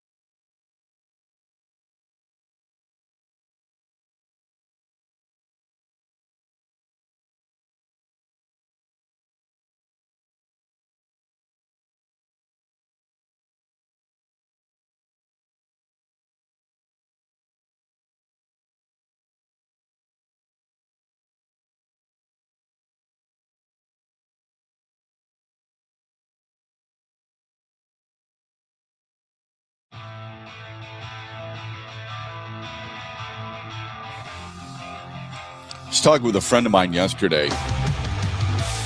He's laid up in the hospital. He's going to have surgery today. He broke his leg. He did it skating. He's only been skating for about 2 years. He was at a morning ice skating? Yes, Okay. he was at a morning skills clinic. And I said to him, hey, man, with all due respect, first of all, it's tough to learn to skate at age 60. And I said, second of all, I mean, skills? You're playing in a beer league. And I feel terrible for him because he's going to be out like, I don't know, 12, 16, 18 weeks, something like that. Yeah, it's brutal. Can't play golf the rest of the year. Who knows what happens after that, right? I mean, he turned wrong and his leg gave out. And I love his energy. I do. I think it's awesome. He plays in a fast pitch over 50 league, I believe, which I think is really cool. He plays hockey. He keeps his mind, he keeps his body active. He does as much as he possibly can. I think that's fantastic. But it's tough to take up new things. Look, I played pickleball not too long ago for the first time ever. And I got through it, which is fine. Won a few games, which is great, Ended up losing in the championship on this charity event with a partner of mine. But I said to myself, this is a sport I could absolutely see me tearing an ACL. It's also a sport I could absolutely see me rolling an ankle. I could see me breaking some type of femur. I could do a lot of different things where I would be in a lot of trouble, because what happens is you get the competitive juices flowing and you start to do things.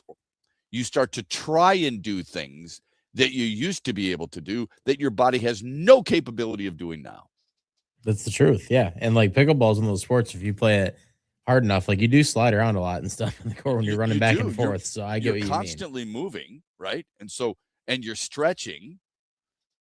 You're going to pull a hammy. You're going to do something. Yeah, people always just look at it as like, oh, it's the old person sport just because old people can play it. That's not what it. I mean, if you watch it, we have the professional event, the Beer City Open, they call it. They have a lot of the pros from pickleball come here every year and play in that event. And I watch them play. It's insane how good they are and actually how athletic they have to be. You have to be limber. I remember before I played in that event, they had somebody there who a trainer who was willing to stretch you out. Okay. And I get up on the table and they start to stretch me and they said, oh, you are really stiff. And I said, yes, I am. I have very little flexibility. Okay.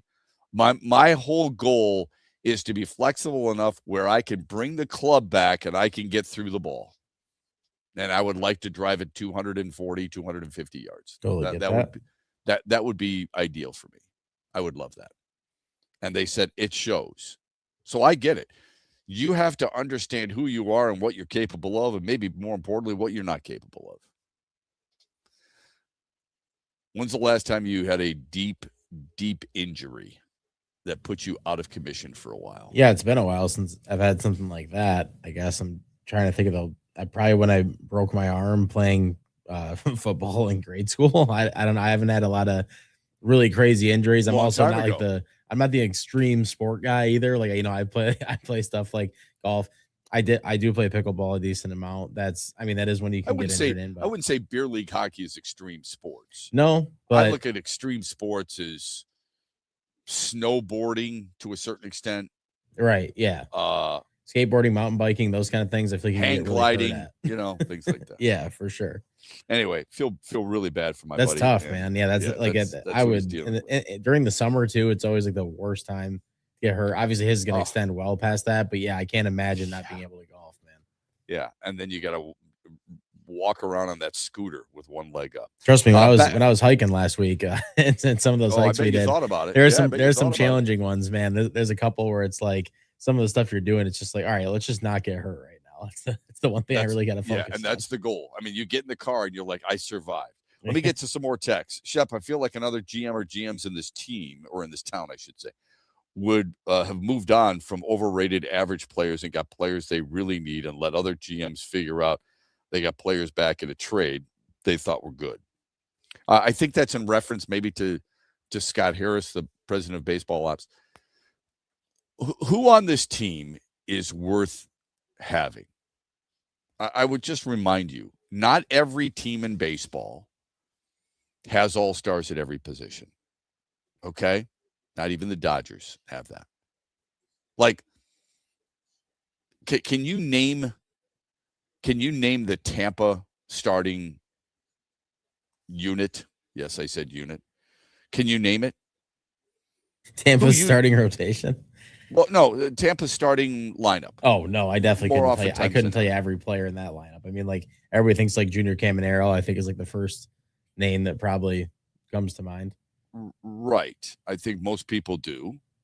Yandy Diaz. Randy Arozarena, maybe. Randy Arozarena doesn't play for them, though. Oh, he doesn't? No. There you go. Yeah. So that's okay. That's all right. Randy Arozarena was a good player for them. So Yes, I'll give you that's that. true. Okay. He plays in Seattle. All right. So, I mean, he also played because he was traded from Tampa to Seattle a few years back. He hasn't played for Tampa since 2020. Is it 2023 or 2024? I got to look that up. I think it's 2024. But either way, how many people truly know how effective Jonathan Aranda is for Tampa? Taylor Walls, who I believe is hurt at shortstop. Okay. If I said Chandler Simpson for Tampa, would you have any idea who Chandler Simpson is? No, the only other player I would think of at all is Shane McClanahan, which is the pitcher. So I mean, it's not the same, but yeah, absolutely. But Simpson is their left fielder, just so you know. Okay. And by the way, Shane McClanahan's a really good point. He doesn't lead them in wins. No. Okay. So I think Nick Martinez does. My point is, you're not going to have recognizable names everywhere. All right. So knowing that, give me the guys you would keep on the Tigers. Historically, this year, when I've asked this question to other people, the answers are usually Riley Green, Kevin McGonigal, Dylan Dingler. We're not talking about pitching there. They bring up the 3 All-Stars, which is fair. Of course, I would want to keep them too. But you have to have room for other players who serve certain needs. The only one who's probably irreplaceable out of that is Kevin McGonigal because of how young he is and how much he's shown. I would say Dylan Dingler. I think so too. I think Dylan Dingler's been their best player. Oh, I think he's been that too. I just like there's no, I don't know. Is there any other? I guess there really isn't any other catcher in the AL at least that maybe even in baseball. Shea Langoliers. There's some good ones, but is there anybody that I would like need to replace him with? I guess that's what I'm trying to think of when I'm going to replace one of those guys. I can't think of, like, maybe there might be other left fielders out there that I want over Riley Green, I guess. But like Dylan Dingler, he seems like he's the best at his position, at least in the AL. I see what you're saying. I think I see what you're saying. Yeah, I'm saying who's the left fielder you'd rather have than Riley? That's what I'm trying to think of off the top of my head. It's not like it's that easy to do, so it makes sense why people would be like, yeah, I'd want Riley Green. I mean, he did start in the All-Star game at the end of the day, so. Yeah, I would probably left field be Yordan Alvarez, but he doesn't play a very good defensive left field, right? Is it Randy Arozarena? It could be. It could be Chandler Simpson, like we were just talking about. I mean, there could be a bit of a debate there, although Chandler Simpson has no home runs. Does Cody Bellinger play left at all? Maybe, Cody Bellinger plays left field. I don't know if I necessarily want him over Riley Green, but he's another player you could probably. He's batting I think he's batting like 260 with 11 bombs. Mm-hmm. Okay, I mean, I think we've got to be. Who do we like? Who don't we like? You know, Riley Green's got 119 homers, more than any other left fielder in the American League that I can tell. Jaron Duran plays a little bit of center, plays a little bit of left. He's got more strikeouts, 122. It depends on the position. Riley Green, we know, is in left field every single. Jackson Churio, I guess maybe. No, wouldn't want him.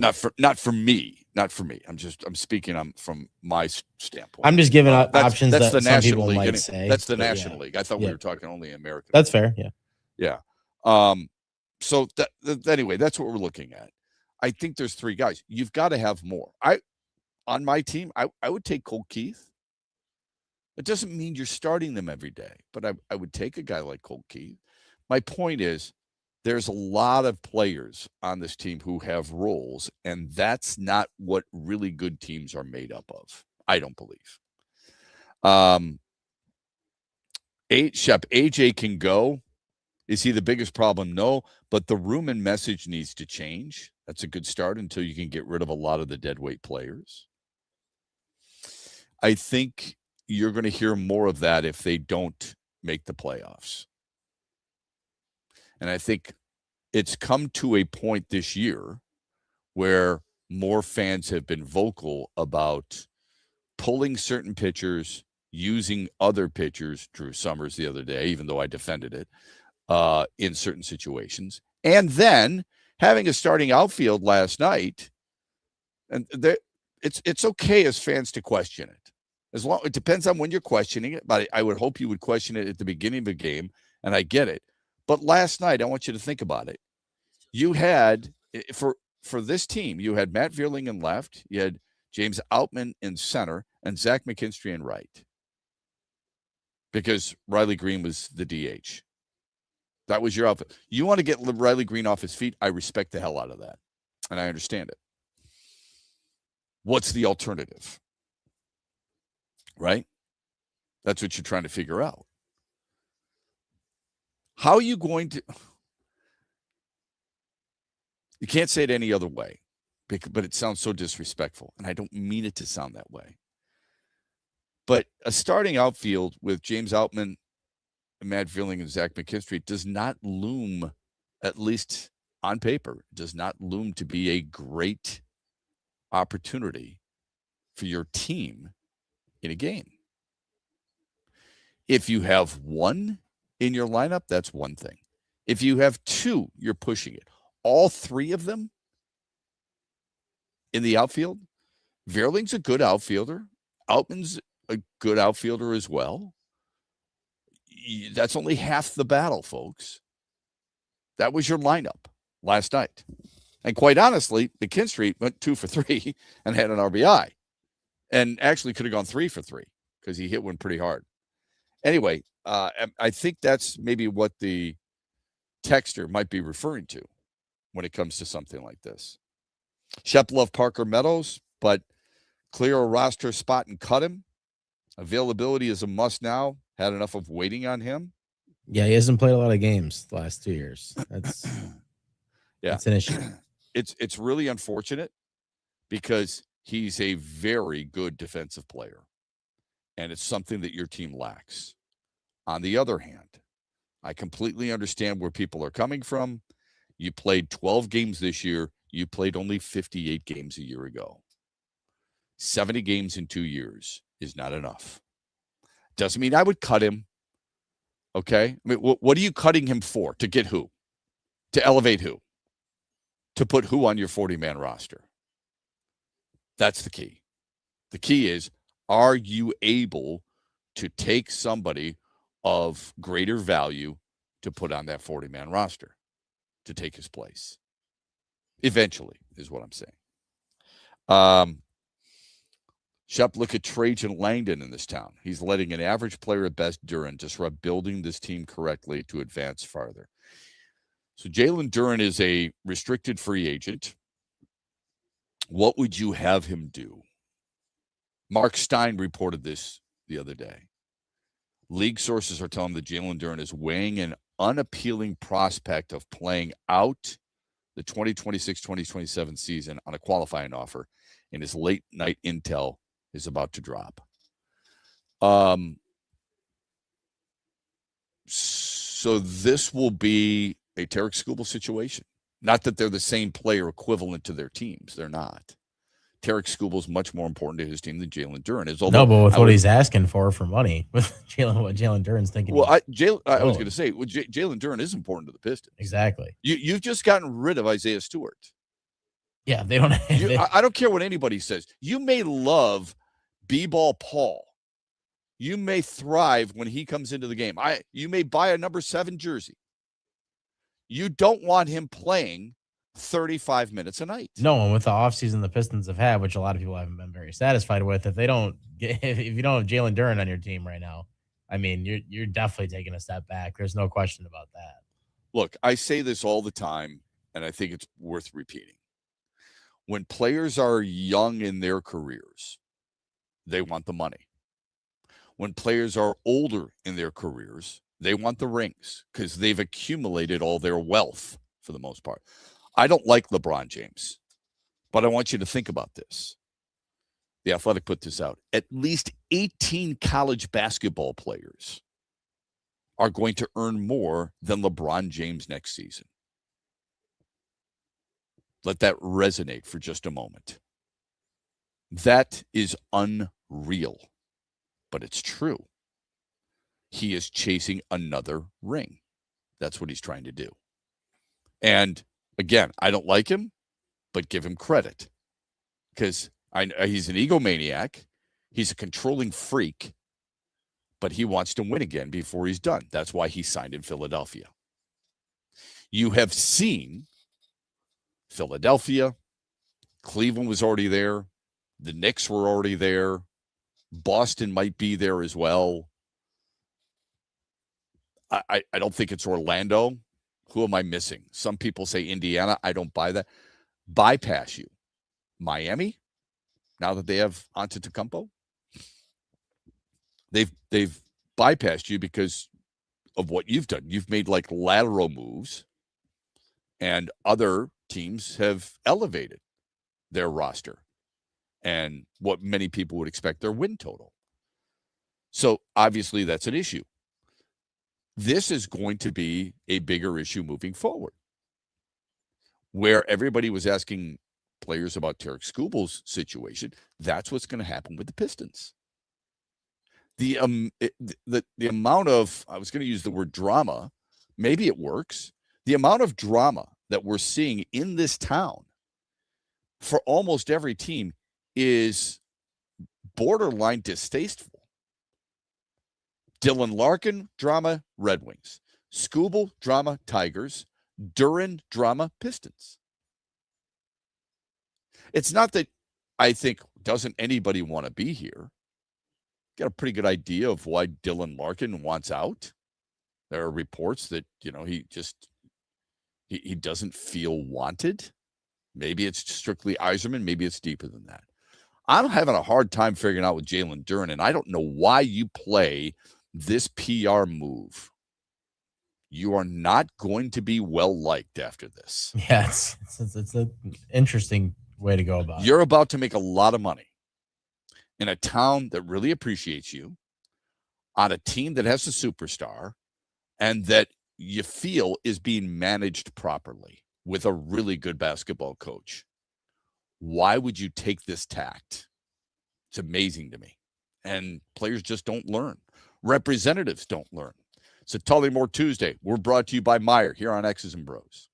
Do you have old retirement accounts still at former employers that could use some attention? Do you have accounts that the only time you hear from the advisor is when you call them? It might be time to take stock of your retirement and stop settling for less than you deserve. Having retirement accounts doesn't equal having a retirement plan. Hi, I'm Mitch Lyons, founder of Mitch Lyons Wealth. Stop procrastinating and let's coordinate your retirement accounts and make sure you have a plan for success in retirement. At Mitch Lyons Wealth, we help people make sense of all the moving parts of retirement: taxes, income, risk, Social Security, healthcare, and legacy. It all works together, so let's make sure all parts of your plan are working together and not fighting themselves. Let's create a retirement of steel. Contact us today to schedule a brief chat to talk about your situation. If it makes sense, we can talk further. If you're good as is, we'll let you know that too. Go to MitchLyonsWealth.com or text PLAN to 844-867-8335. That's PLAN to 844-867-8335. Investment advisory services are offered by MLW Advisory Services, a state-registered investment advisor.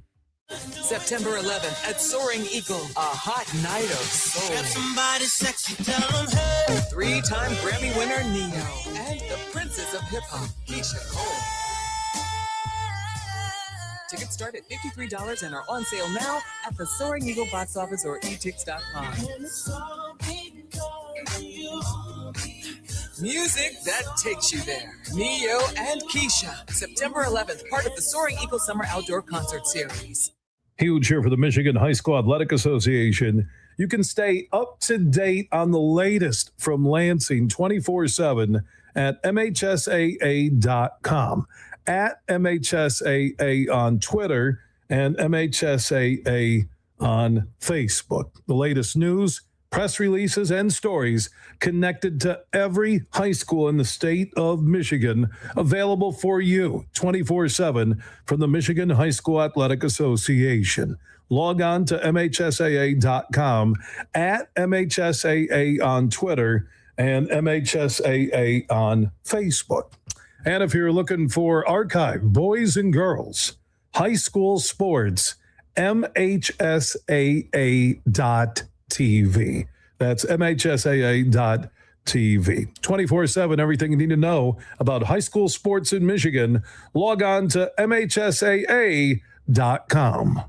Shop the Meijer 7 for 7 sale and make your next shopping trip a good deal better. Through August 4th, pay just $1 each when you mix or match any 7 or more items. Summer fresh favorites like seedless mini cucumbers, red, yellow, or orange bell peppers, and select varieties of Oikos Light and Fit or Chobani yogurt, Kraft mac and cheese, Powerade, or sparkling iced beverages. Getting more for your money with the Meijer 7 for 7 sale through August 4th. That's good life quality and real low prices. Only at Meijer. Exclusions apply. See the Meijer app for details.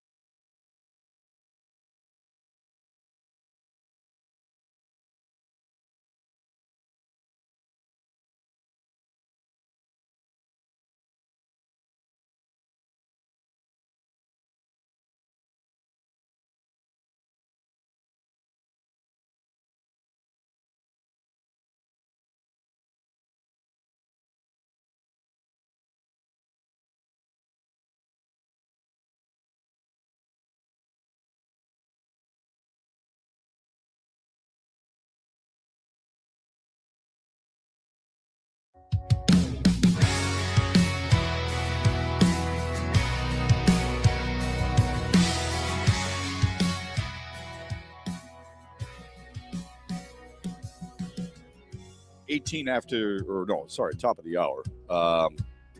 Final hour here on X's and Bros. Thanks for being with us. If you missed it, Tigers lose last night. I doubt you did. Tigers lose 8-5, so they've lost 3 in a row. They are 7 games under 500. It's the beauty of sports and the beauty of baseball. When you think you know something, Keter Montero been pitching so well, you figured they've got the advantage. If I told you before the game, your team would get 5 runs for you, and you'd have Keter Montero on the mound, most people would say, absolutely, I'd take that. And I wouldn't blame you. Wouldn't have been good enough, though. He struggled. 4 1/3, 9 hits, 6 runs, just 1 strikeout. Tigers lose. They are now 6 games out in the division, and they're 4 games back of the wild card. It's not even, and I think that's a borderline sugar-coating way of saying they're still in it, because they are. I'm not going to try to convince you otherwise. We still have 2 months to go. It's July 28th, all right? This month is going to end shortly. You're going to have 2 full months of baseball to be played. You have 17, because the A's are in town next, right? Or do they go to Sacramento for the A's? I think they go to Sacramento. Anyway, you're going to have 17 series, I believe, after Baltimore's done. Baltimore's done Tuesday, Wednesday, and then I believe it's a travel day, and then you've got Oakland or the Athletics. So 17 series. That's a lot of games to be played, and a chance to make up ground. So I'm not counting them out by any stretch. Here's the problem. Here's how many teams you have. You have Cleveland, Minnesota, Houston, Seattle, and Baltimore. You have to leapfrog. I'm not trying to look as much at how many games back they are. I'm trying to see what everybody else is doing in front of them. And you have teams starting to pull away or starting to play really good baseball. You have to be careful in that regard. So look at Cleveland. Cleveland's not playing good baseball. They've lost 5 in a row. They've lost 7 of their last 10. They're 1 game over 500. They have struggled mightily, even with Jose Ramirez coming back. So that's the thing that I kind of focus on as much as anything else. Troy Melton against Dean Kramer tonight. Kerry Carpenter placed on the 10-day IL. Edward Valencia was available last night, and Lions training camp coming up. They have added veteran linebacker Troy Reeder. They've got, if you recall, since 2021, the Lions have had 13 players on the PUP list to open camp. Every single one of those played a regular season football game that year. At least 10 games, except for Romeo Aguara. So that's encouraging if you're looking at the PUP list that includes Kirby Joseph, Brian Branch, Ty Conklin. What are the battles you're looking forward to? I'm looking forward to the right tackle. I'm looking forward to the left guard. I'm looking forward to the linebacker opposite of Jack Campbell. I'm looking forward to Tyleek Williams, who reportedly lost 50 pounds. I'm looking forward to the battle at the defensive end position. And I'm not going to lie, I'm deeply concerned, borderline worried about the secondary. You don't have one position that is open there. You have 3 positions that you're unsure of. There's a big difference. Competition is one thing. Roger McCreary, all right, could be your starting corner opposite DJ Reed. Who knows?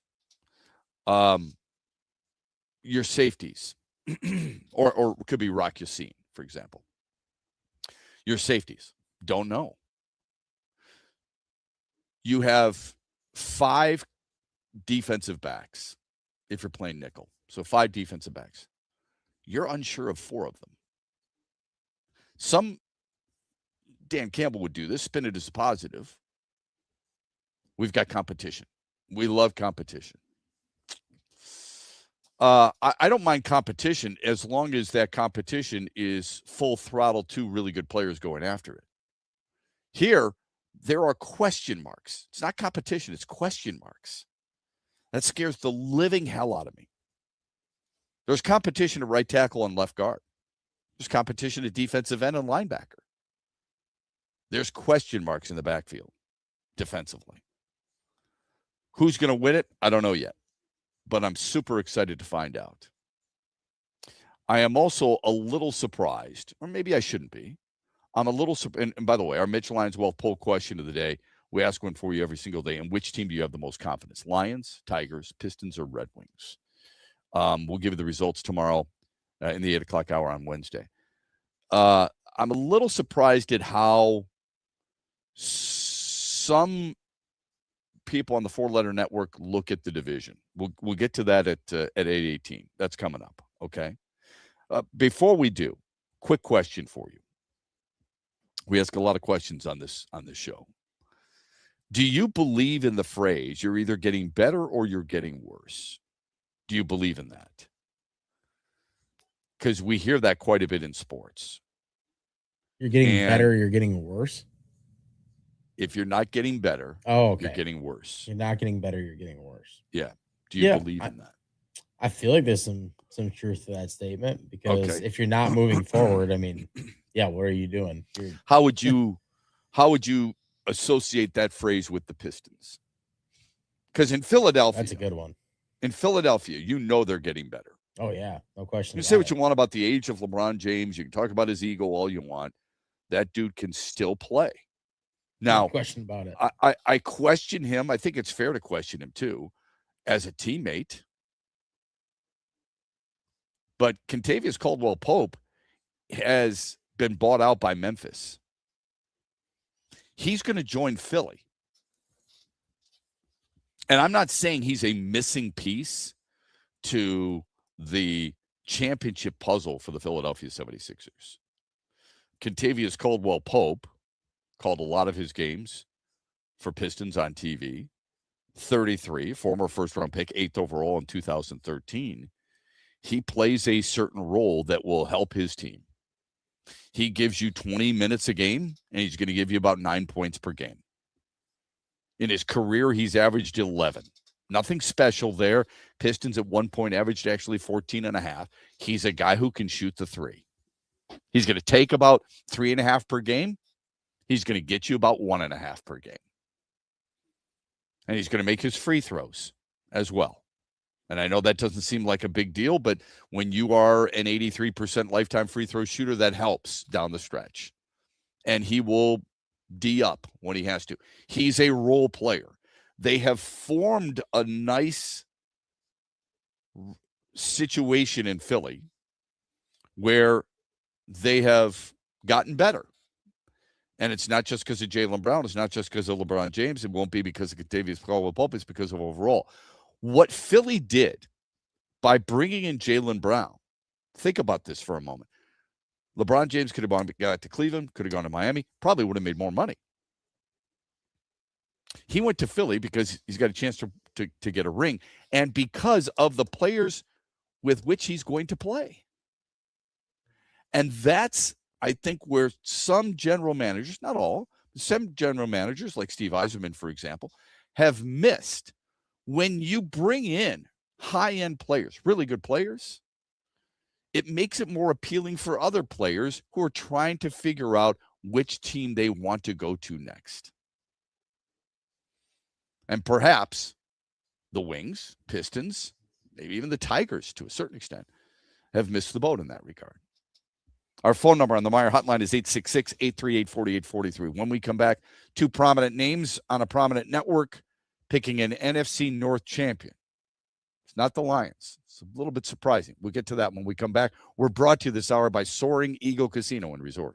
Shop the Meijer 7 for 7 sale and make your next shopping trip a good deal better. Through August 4th, pay just $1 each when you mix or match any 7 or more items. Summer fresh favorites like seedless mini cucumbers, red, yellow, or orange bell peppers, and select varieties of Oikos Light and Fit or Chobani yogurt, Kraft mac and cheese, Powerade, or sparkling iced beverages. Getting more for your money with the Meijer 7 for 7 sale through August 4th. That's good life quality and real low prices. Only at Meijer. Exclusions apply. See the Meijer app for details. Huge here for my good friend Josh Garvey and the team at Dorn Mayhew, West Michigan, one of the world's top accounting, CPA, and business firms. Their worldwide headquarters are in Troy, Michigan, on the east side of the state. And Josh and his team connect with all the sports fans and businesses across Michigan.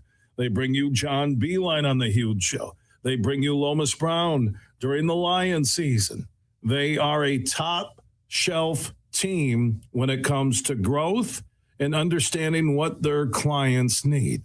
And mix in when we do the Beat Huge contests or the NCAA March Madness brackets. Thank you, Josh Garvey, for what you do for the Huge Show and the Michigan Sports Network. Simple and easy. Just find Dorn Mayhew on all the social networks or just Google Dorn Mayhew and find out how they can help your business. And again, a special thanks to Josh Garvey and the Dorn Mayhew team in West Michigan. We go together. The Jonas Brothers. I'm a sucker for you. The Greetings from Your Hometown Encore. The Soaring Eagle Outdoor Concert Series. Special guests, Boys Like Girls. Tickets for the Jonas Brothers start at $67 and are on sale now at the box office and etix.com. Hang out with the Jonas Brothers and Boys Like Girls August 5th at Soaring Eagle Casino. SoaringEagleCasino.com.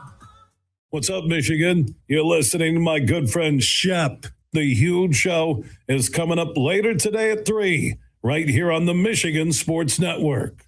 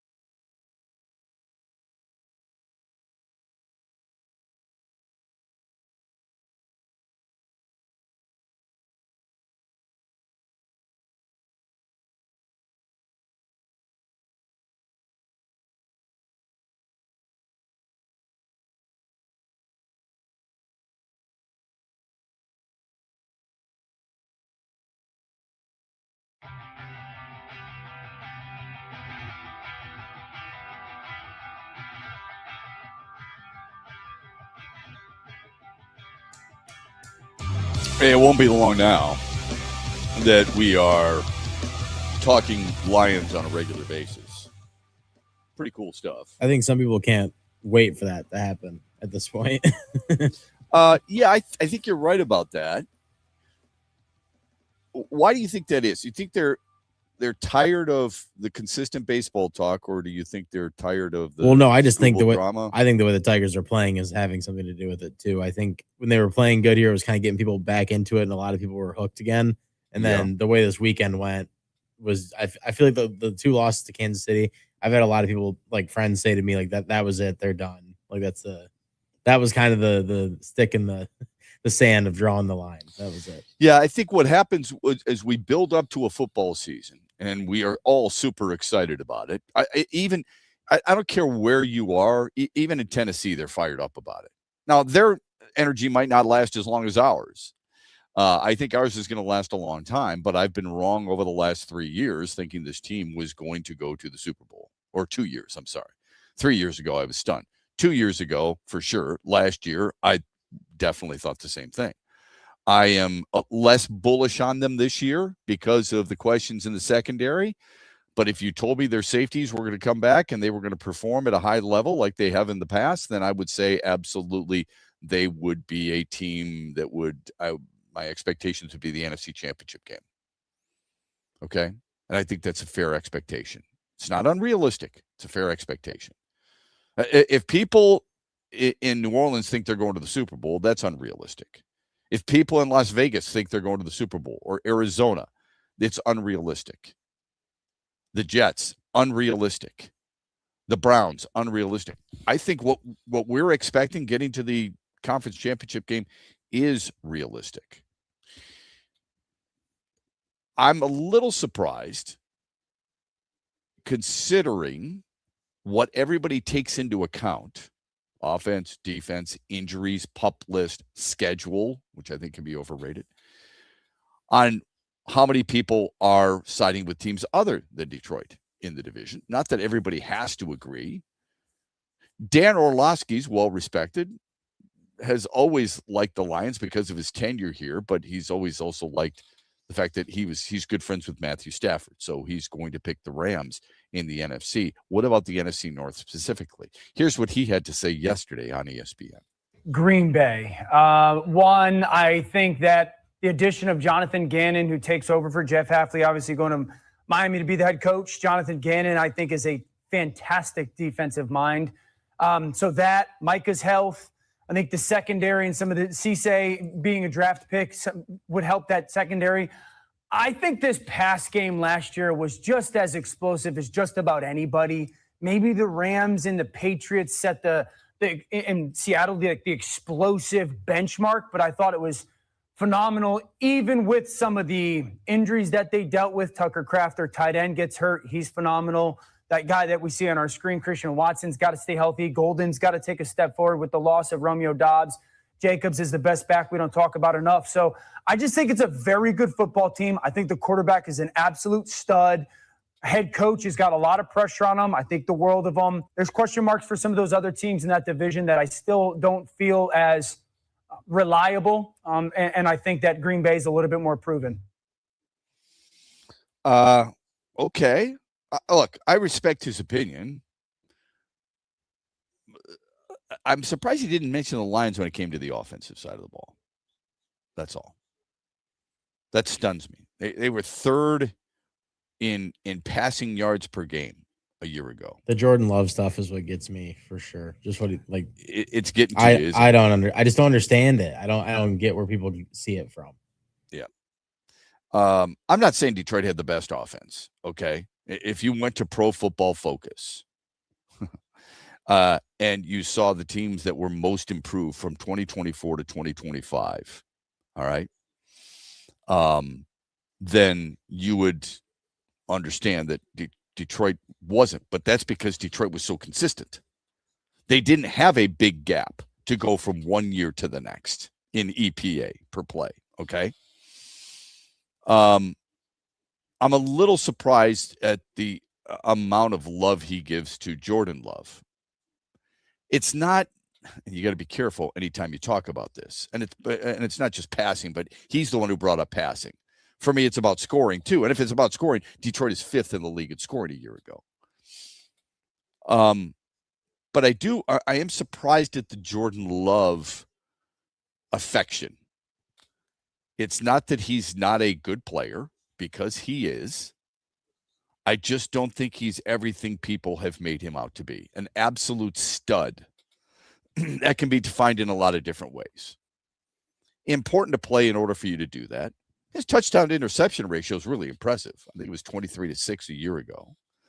He missed a couple of games. His completion percentage is okay. His yards are fine. His rating is fine. He's a good player. Stud might be a little hyperbole. All right. And the thing about Jordan Love, look, he's only 27. He's a good player. He's only 27. He's been around now, at least as a starter, a full-time starter for the last 3 years, but he's been around the league. This is his 6th year.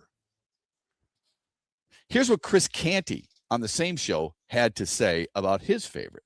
I think all of the teams in the NFC North have their respective warts, but I'm going to go with the team that won the division last year, and that's the Chicago Bears. I mean, nobody in the NFL had more plays of 10 yards or more than the Chicago Bears. And best believe in year 2 with Ben Johnson, there are going to be a lot more of those layup type plays that Caleb Williams is going to make in the passing game.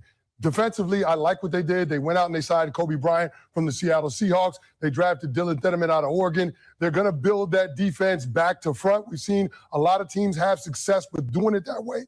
All you got to do is look at what Mike McDonald did with the Seattle Seahawks. So I do like the strides that they've made on the defensive end, but it comes down to the quarterback-head coach relationship, and I just have more confidence in the pairing in Chicago than I do with the crew up in Lambeau. I think Chicago finishes 3rd. I'm with that 100%. Yeah, I think it's Detroit, Green Bay. I think it's if everybody's healthy. You heard me say it earlier this year. I said that Chicago's my team that falls out of the playoffs. Like, I think they're the team that doesn't make the playoffs this year.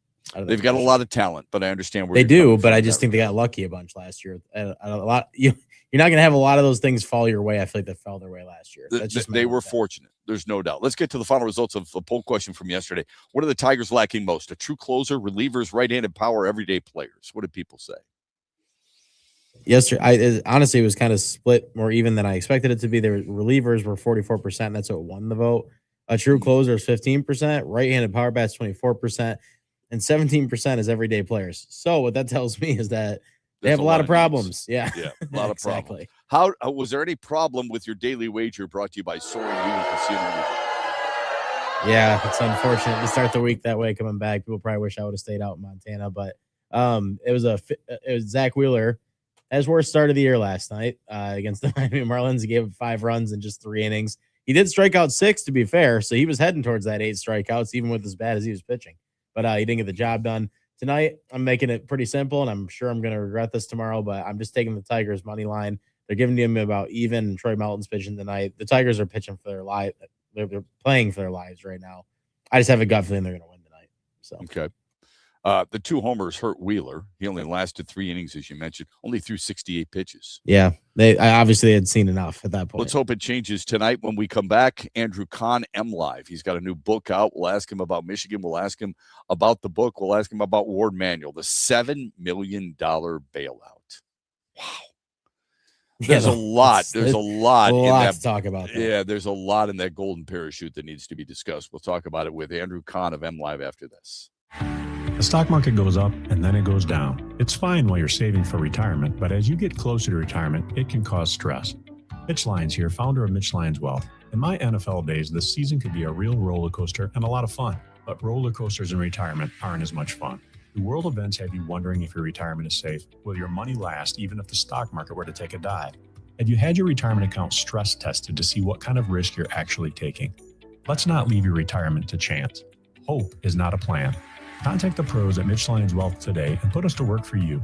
Let's ensure your plan works even if the stock market doesn't. Text PLAN, P-L-A-N, to 844-867-8335. That's PLAN to 844-867-8335. MitchLyonsWealth.com, your best game plan to protect, grow, and win retirement. Investment advisory services are offered to MLW Advisory Services, LLC, DBA Mitch Lyons Wealth, a registered investment advisor.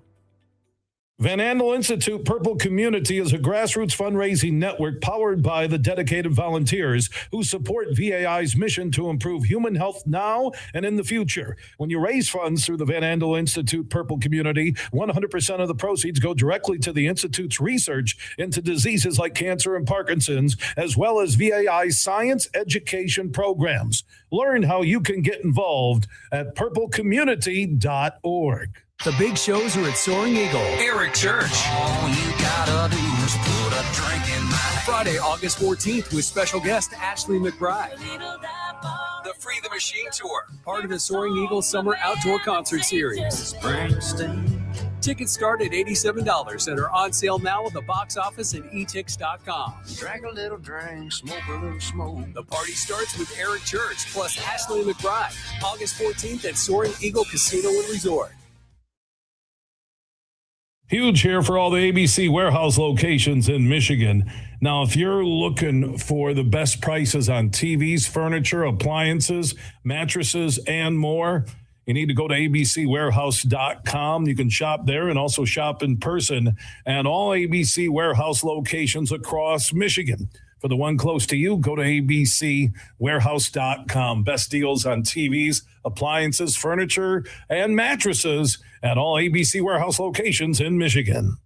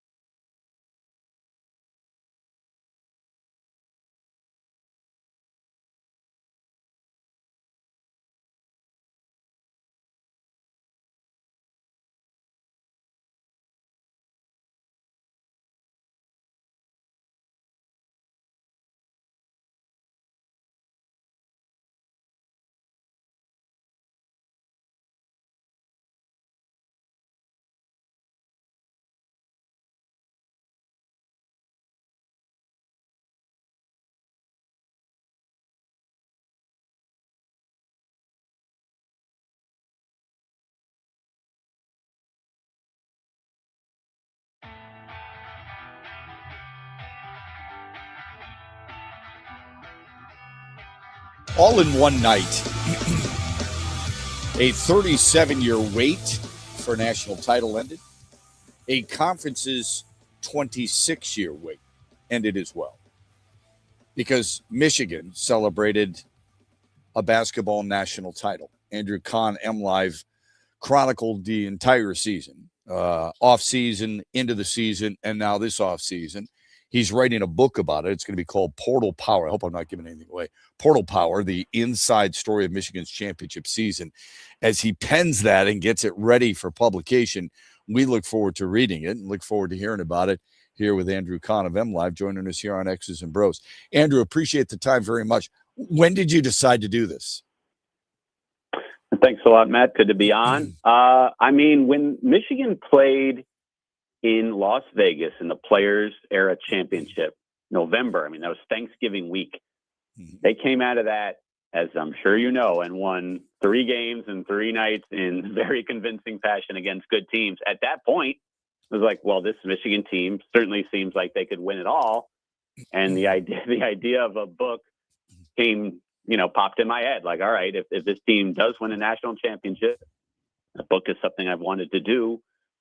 This seems like a good time to do it. And, you're in the grind of the season, not really thinking about it, but, or it's not at the front of your mind, I should say. And then they go and seal the deal. They win it all. And, at that point I felt, all right, let's go ahead and pursue this. So I did.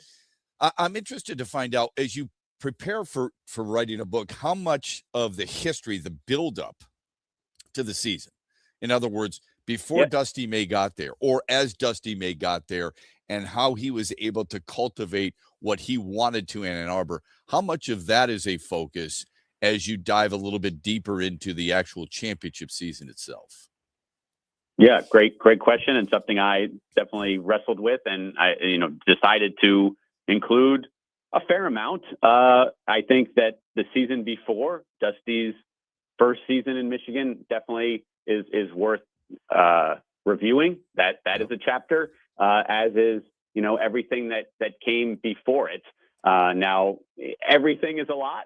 There's a lot of years in Michigan basketball, so that's a chapter. But this program had won a national championship before. In 1989, they'd gone to the national championship game several times, before winning it all in those years in between. The Cassie Russell years in the 60s were really good for Michigan as well. So those years get mentioned, as do, a very dark period for Michigan basketball as well. Before John Beilein arrived, Michigan was bad. They were not competitive for many of those years. So all of that is mentioned in the book. Yeah, it was a tough first year for John Beilein, as he kind of tried to find his way in Ann Arbor, having debates with many members of the media. I'm sure you had the same on whether or not certain players were Big Ten players. Zach Novak, Stu Douglas ended up being very good players. Andrew Kahn, very good writer for MLive. He's joining us here on X's and BrO's. He's writing a book about the championship season. It's called Portal Power, the inside story of Michigan's championship season. Obviously, when you put the word portal in there, it creates debate and skepticism and a lot of other emotions. Why the use of that, and how important was that, or not important was it, in writing the book and the success of the team in general, do you think? Yes. I tried to keep it positive with the word power in there, because they did win the national championship. But in doing so, they were the first team to have all 5 starters were transfers. Now, a couple of them, or one of them in Amari Burnett, this was his 3rd year at Michigan. He had wasn't a transfer that previous offseason, but the other 4 were. They were in their first year at Michigan. And that is how Dusty May built this roster, is through the transfer portal, and he did it masterfully, better than any other coach did. That is how this Michigan team came together. Was a large portion of it was through the portal. The guys who returned, Amari Burnett, as I mentioned, Roddy Gale, Will Cheddar, LJ Kaysen, important, very important, and they're mentioned in the book for sure. But the players that Michigan got in the portal they don't win a national championship, of course, without them. So that how this roster came together, how Michigan got those guys, the money that needed to be raised and spent to get them it will all be in there. And you can find more information on my website. AndrewJCon.com is a good place to start. But yes, not out yet, so not something you can purchase at this time. But I hope to make an announcement in the next week.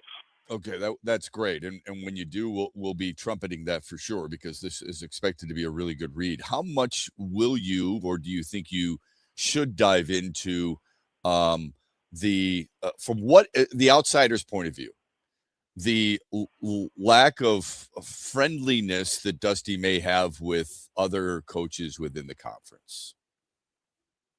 Yeah. That it's mentioned. It's a great question and an interesting one, because he has a good relationship with a lot of coaches.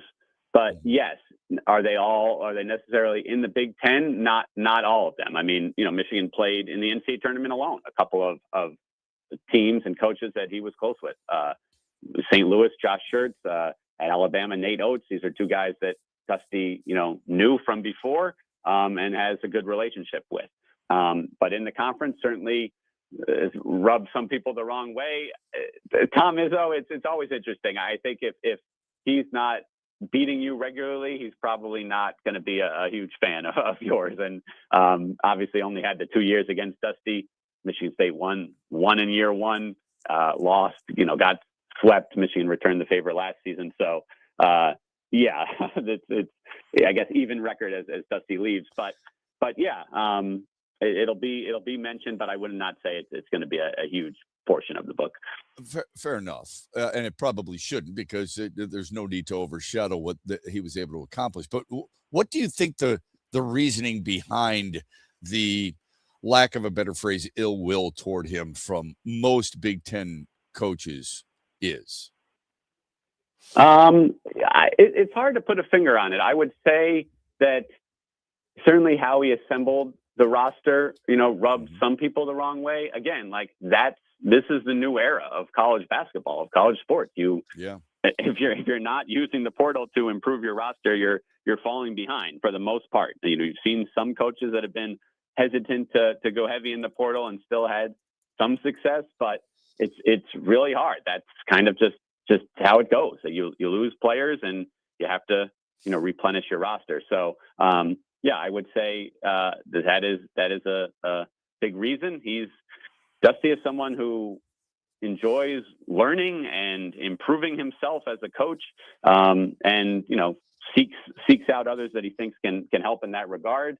But yeah, isn't necessarily going out of his way to be friendly with some of the other coaches in the league. What will be Mike Boynton's biggest challenge this year, do you think? Yeah, his contract is interesting. We get to talk to him. He'll have an official press conference with local media today. And certainly I want to ask him about that contract that is a 2-year deal, but there are incentives that he has to hit to get that second year, in year one. So it's literally as far as number of wins or whether they can, win the Big Ten tournament or make it to the Sweet 16, things like that. So, that, actually, hitting those, I think that the pressure is on to, continue as Michigan's coach. That's what I would say would be the biggest hurdle. But I think he's certainly up for it. I think he was the right guy to hire in this position. The guy who hired him, Ward Manuel, received more than a $7 million buyout. In addition to that, he's going to have his health care still provided.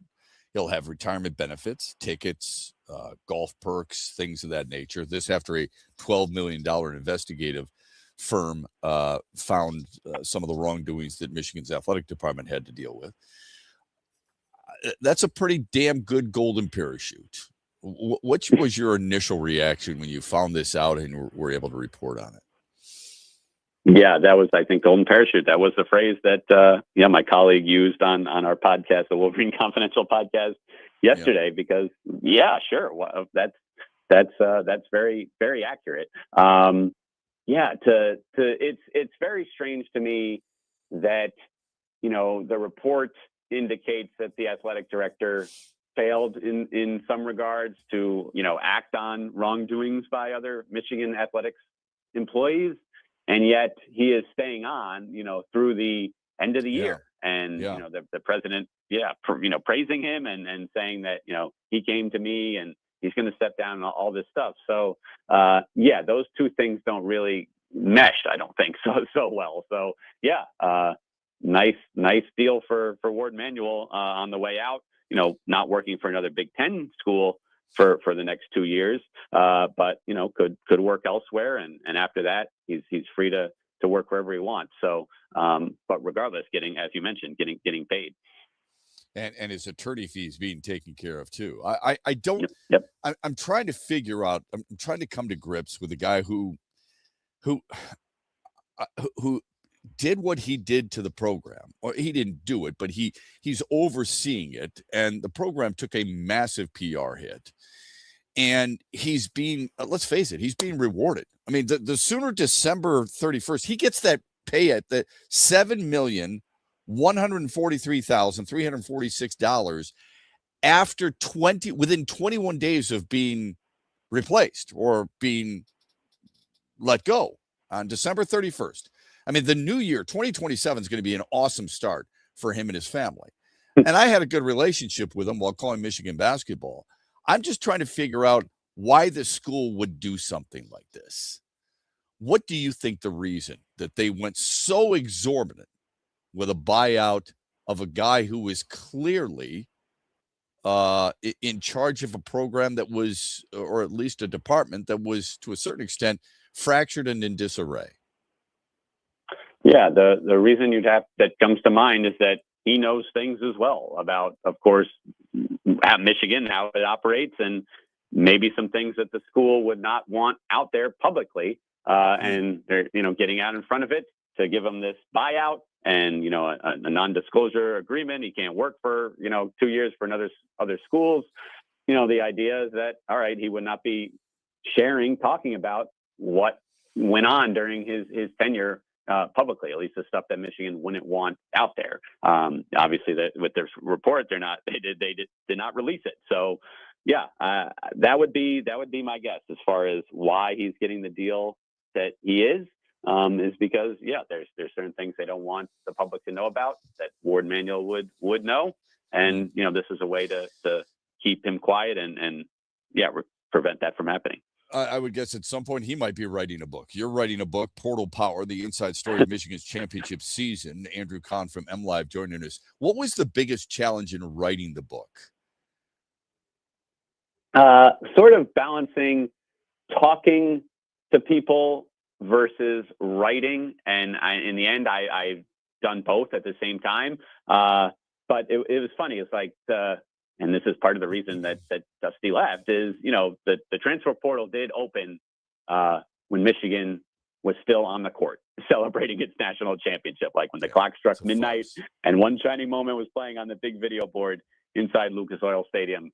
That's when the portal opened and Michigan's assistants got to work. I'm sure your listeners have heard at this point that they were already working on the roster immediately. So that I wanted to give the coaches some time to do that because it was not a good time for them to talk right away as they were building the roster for next season. And then then Dusty leaves somewhat unexpectedly, in late June. So like it was just funny to me, the timing of it all, as far as trying to, you're thinking you're giving them time only to have things completely change inside the program. But just sort of balancing, talking to people versus the interview process and the writing process. I would say that was the biggest challenge. How surprised were you that he did choose to leave for Dallas? Look, that's the ultimate goal, is to get to the NBA, I suppose, but there's been plenty of college coaches who've gone and failed. One that I can think of, Brad Stevens, who went and was very successful. Many others who were flattered by the opportunity but chose to say no. Why do you think he left? Why do you think Dallas was the right place? And how successful do you think he can be? Yeah, I was surprised at the timing that he wanted to be an NBA coach. Did not surprise me at all. I mean, knowing him, that's where he wanted to get, the highest level. But as he had mentioned in interviews, his youngest son, just wrapped his sophomore year as a manager for the Michigan basketball program. So, he had said, I can't see myself leaving before he does, which would, mean 2 more years at least coaching Michigan. At the time he said that, the Dallas Mavericks job, and I asked him about this, he, was not, it was open. They had fired their coach, but it was not, they had not offered him. They had not expressed that interest. So that changed things once Dallas showed the interest.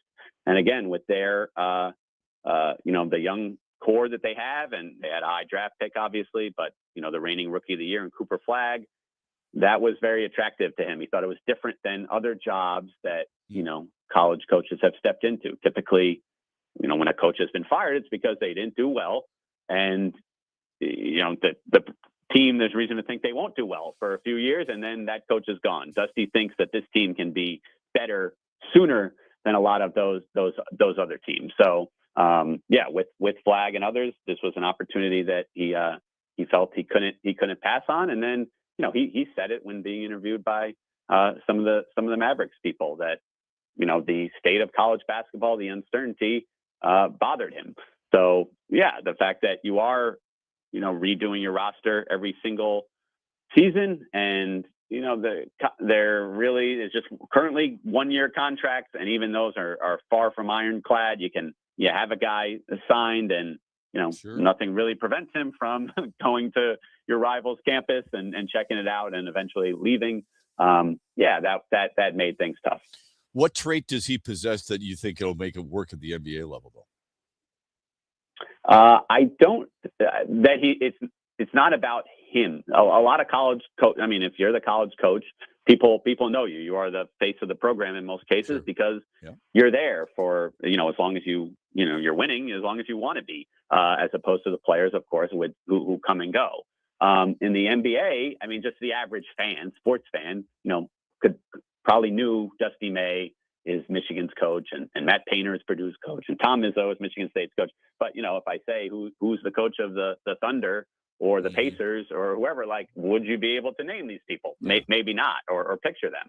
And I think Dusty will be okay with that. He'll be okay with sort of the anonymity that comes with being an NBA coach, because he loves coaching. He loves the idea of film study and practices and scheming for games.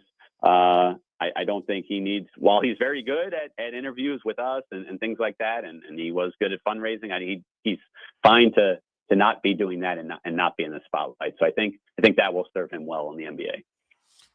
We wish him the best. We wish you the best on the book. Looking forward to reading it. Keep up the great work, Andrew Kahn. We appreciate the time. Good luck with this book that'll hit the stores soon, and your website, Andrew J. Kahn, right now. And all you got to do is look for it, folks, because it's going to be a good one. It's going to tell you a lot about how things went for Michigan this past season, the portal power, the inside story of Michigan's championship season. Andrew Kahn from MLive joining us here on X's and Bros. Have a great day, my friend. Thank you for the time. We thank you for your time and your contribution to our program, as always. We're back with you tomorrow morning, 6 o'clock. X's and Bros on the Michigan Sports Network. The big shows are at Soaring Eagle. Eric Church. All you gotta do is put a drink in my Friday, August 14th with special guest Ashley McBride. The Free the Machine Tour, part of the Soaring Eagle Summer Outdoor Concert Series.